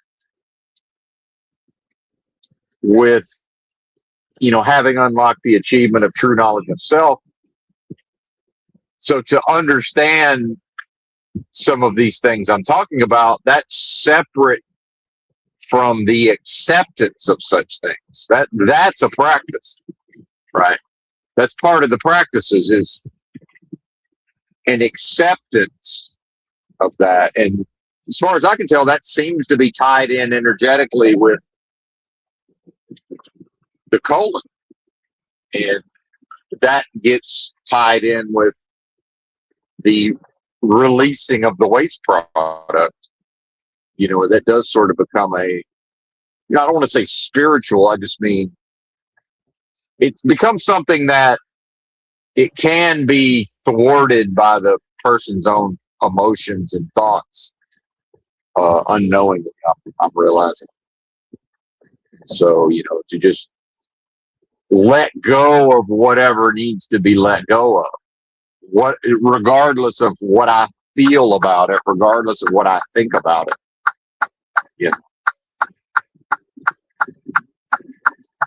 It's like, the colon can have opinions on, whatever might have been consumed, and now it's ended up, near the rectum, damn near killed them, going to get expelled soon. But it can have all the opinions it wants. It has no choice but to deal with these things, right? On some level, it has to deal with it. And then, what sort of thankless job is that? Who appreciates? Well, I shouldn't even say that.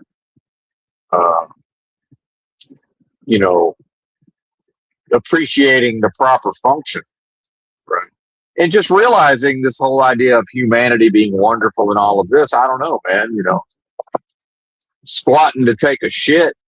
It's like, this is unseemly. And I'm not grossed out I'm not easily grossed out or disgusted. It's just thinking about what that actually is. It's like, really? This is what it is to be a human.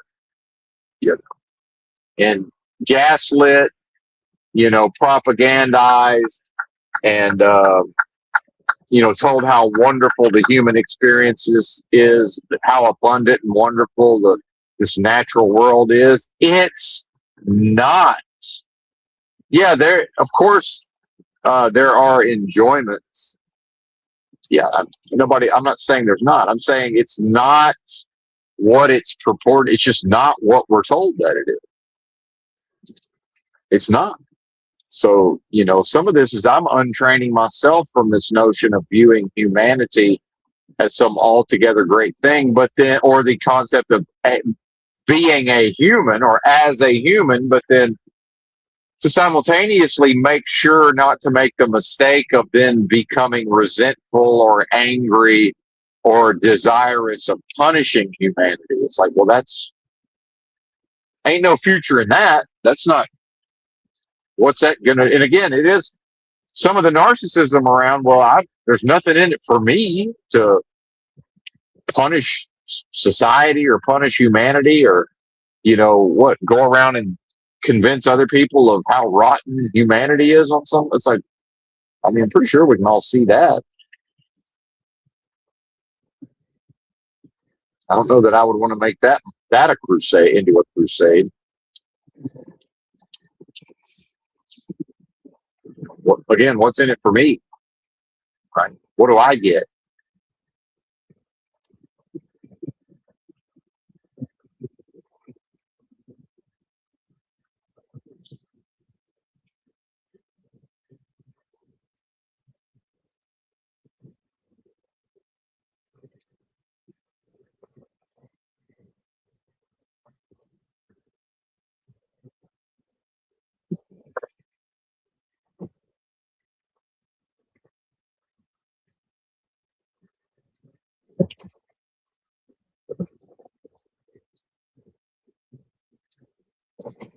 I love it. Shut it down in that merge area. Yep, shut it down. It's comical to watch them come flying up the ramp at top speed, only to shut it down in that merge area. Fool. Don't they know how stupid they look?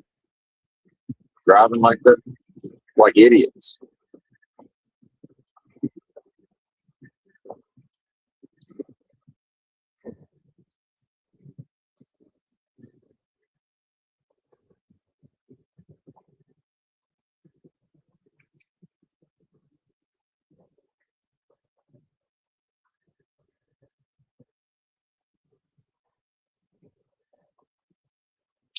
And so back to tragic reality, talking about, inner peace as a desire or a goal, or, and him recognizing even if he had done all of these things that society would have wanted him to do, to get a high salary by now, to live comfortably, it's society's still not going to fully accept him, which is true, but that's not far enough. It's not able to accept you, sir. It will pretend to tolerate you, right? It will. That's status quo, social contract, conformity to peer groups. It will seemingly tolerate you, right? Disdainfully, right? Performatively. And that's why, because there is no possibility for meaning outside of the individual. I mean, none. Zero. And probably why the advertising, the marketing, so much of the propaganda, the mind control, Look at how much of it is tied up in convincing us all otherwise. You know, you are fulfilled. Your life is meaningful because of this, that, and the third. You know, family, motherhood, fatherhood. You know, profession. You know, climbing the corporate ladder. You know, whatever it may be. You know, there has to be meaning in that from the perspective of this world. Because to refuse to go along with, and that's one of the most basic ways to prove to this realm that one is willing to do what it takes to get the resources. It's just go along with that. Say, well, yeah, of course this is a meaningful life. So some people would say, well, what do you mean, Benton? How could it lack meaning? But then the vast majority of everybody is acting as if it was meaningful. Are they all wrong? Are they all mistaken? No, they're all have to behave that way because their paycheck depends upon it. What are you talking about? It ain't up to them. They are unable to exist outside of these structures. That's what an NPC normie is. They cannot and will not exist outside of these structures. If you, the listener, or tragic reality in the context of, you know, as performer in the context of the performance, if they're going to not be a normie, right? Well, how is that achieved? It's by not going along with all the nonsense the normie goes along with, while simultaneously understanding it's not then up to Benton or tragic reality to fight the system and fix things. In fact, that's not even possible in the first place, because that would be still to treat the realm as if it had a potential for meaning. It's just, yeah, oh, the meaning is potentially there. It's just, it's gone awry. You know, there's been a glitch somewhere. There's a monkey wrench has been introduced somehow. They're gumming up the works.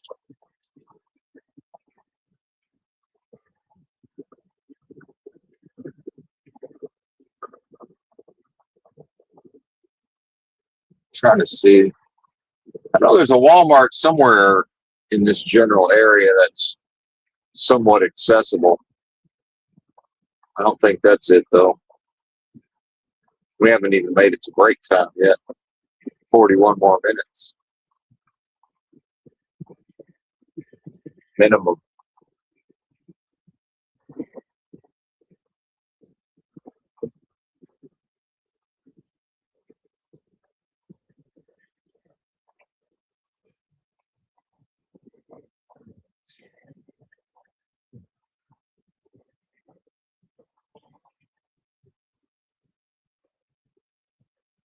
And, you know,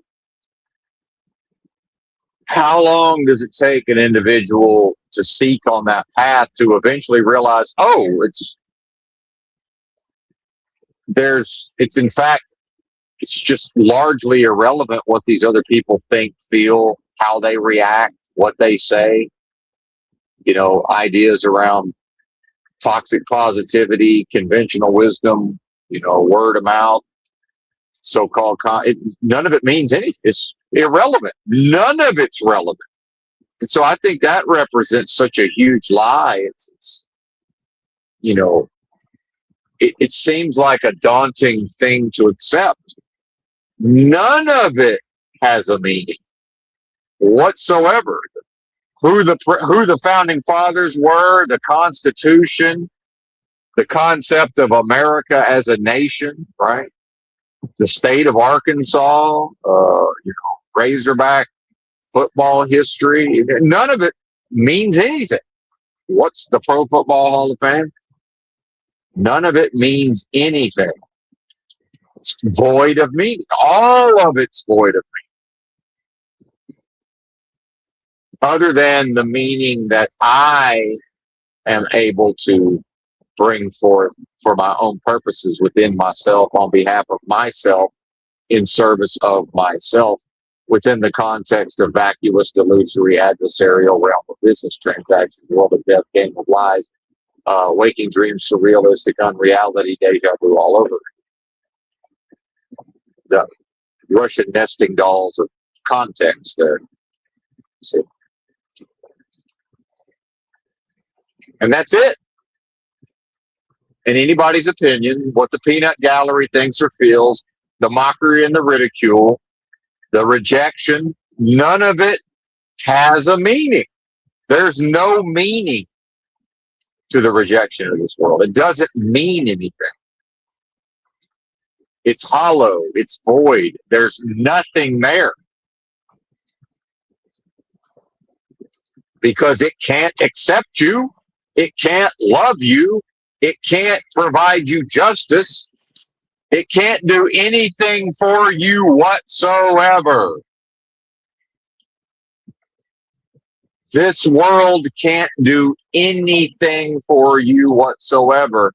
And beyond subsistence, there is nothing here that anybody needs. If they are what I am, to be specific. What I am, other than basic subsistence, again, within the context of performing within human experience and all of these contexts, there's nothing here that what I am could possibly be dependent upon or need beyond subsistence, which is to survive on a minimum of resources. Which is, guess what? What every single one of us has done every day of this protracted experience of death. We've all subsisted on the minimum of resources that this realm has let us have access to. Full stop.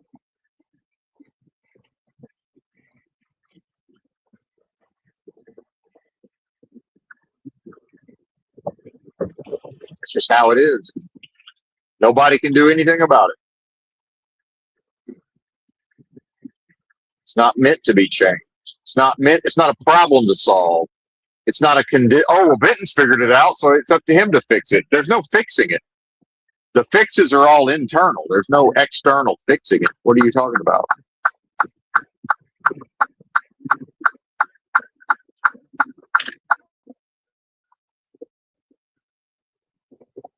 Well, the sign said way station open. I'm pulling in.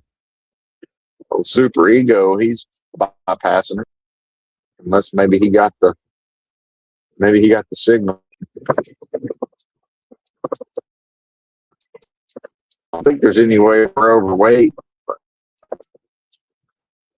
You never know.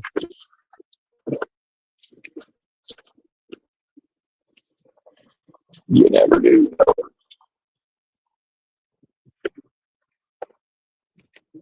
All right.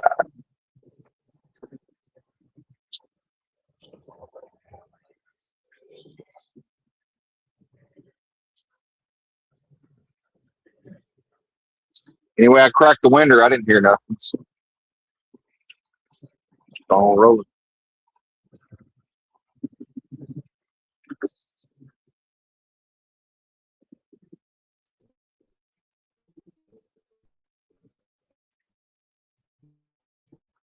White boy.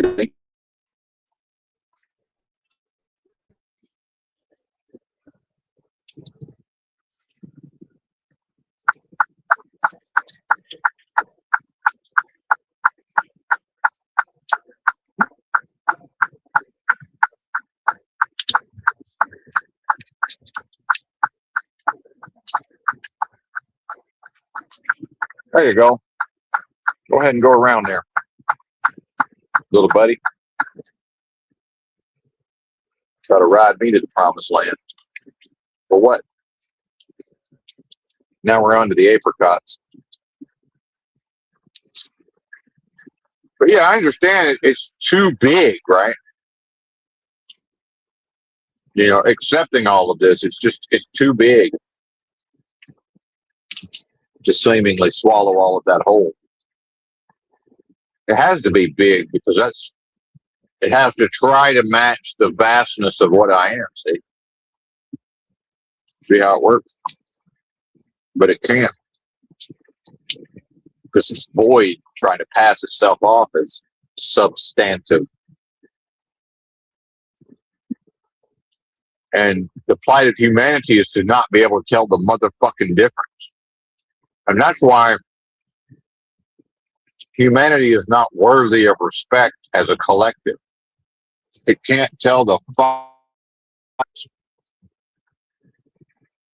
in the real thing and something that's LARPing as the real thing. Can't.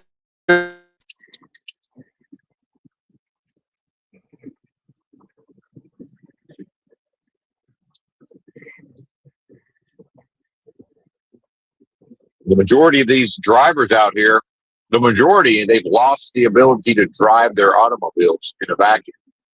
They can only drive in relation to the vehicles around them. They can't operate inside of themselves. They can only operate outside of themselves in relation to this world that lacks substance, lacks authority, lacks love, lacks meaning. Which is to love death. That's a lover of death. That's what that is. That is a lover of death. Demonstrably. Provably.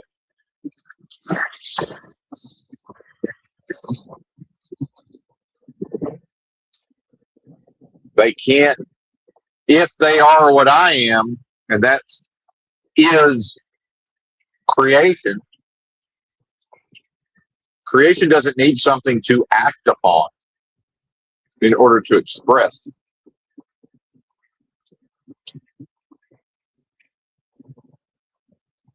Why are we going 55? Why are we stopping? What are we doing? I don't understand. But they help me not miss my exit up here, which I might have missed otherwise. Thanks for that.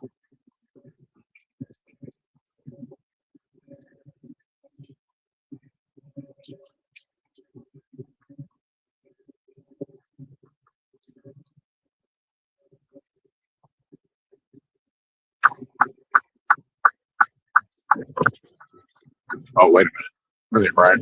Almost at the wrong exit.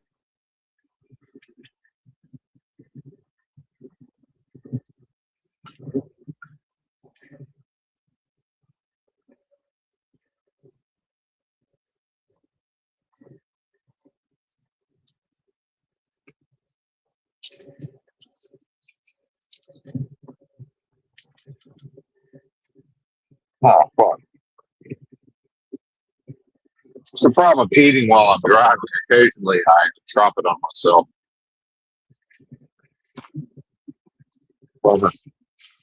Bummer, dude. Good thing I got this jacket on. All over the seat. On the floor. Terrible. Oh, I did miss my exit. Fuck. Hilarious.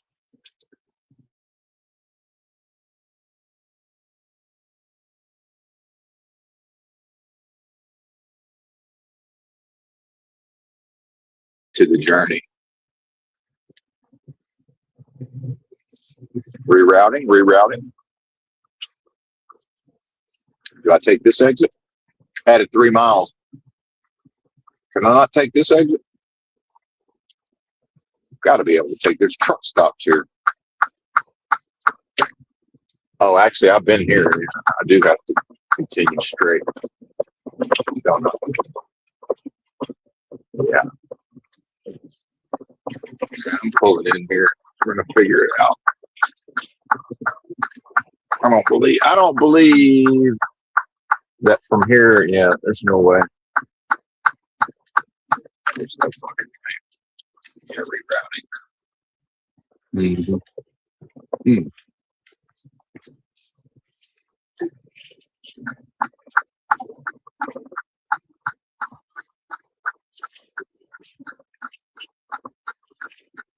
Yeah, it's not quite the disaster it was going to be.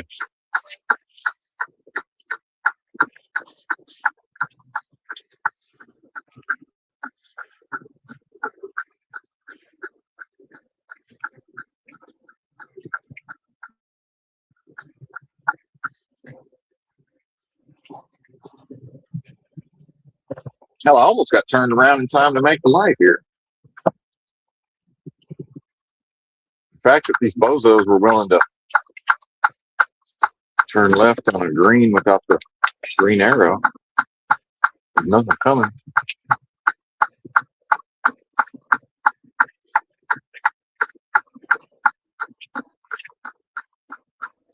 I don't really have the drive time to waste if I'm going to make it as far as I want to make it, though.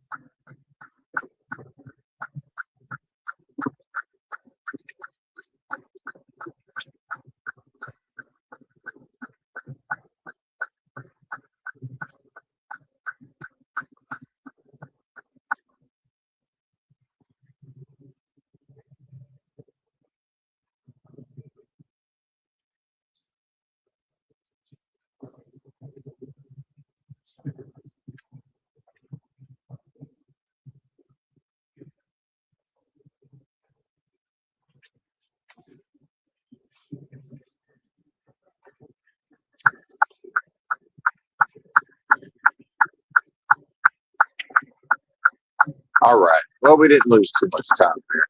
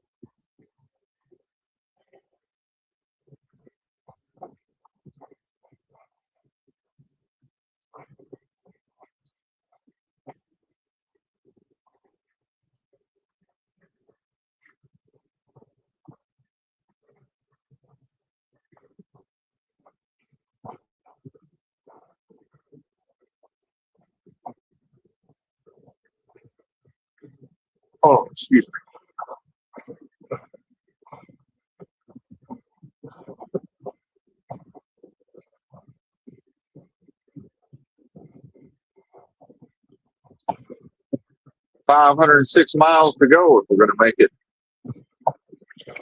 all the way to the truck stop that I found en route to Kansas City, where the first drop is. Tomorrow.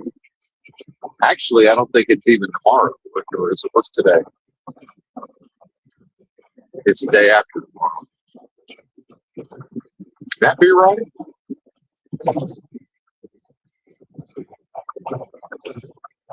I'll probably try to deliver that early. Yeah.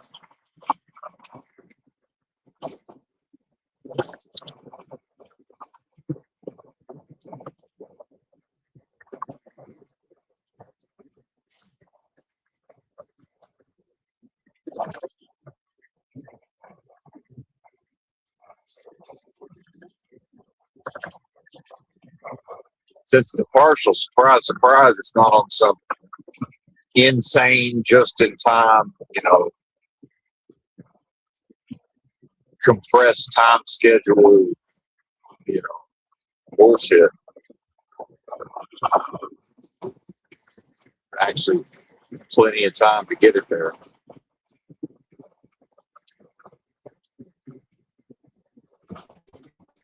What a concept.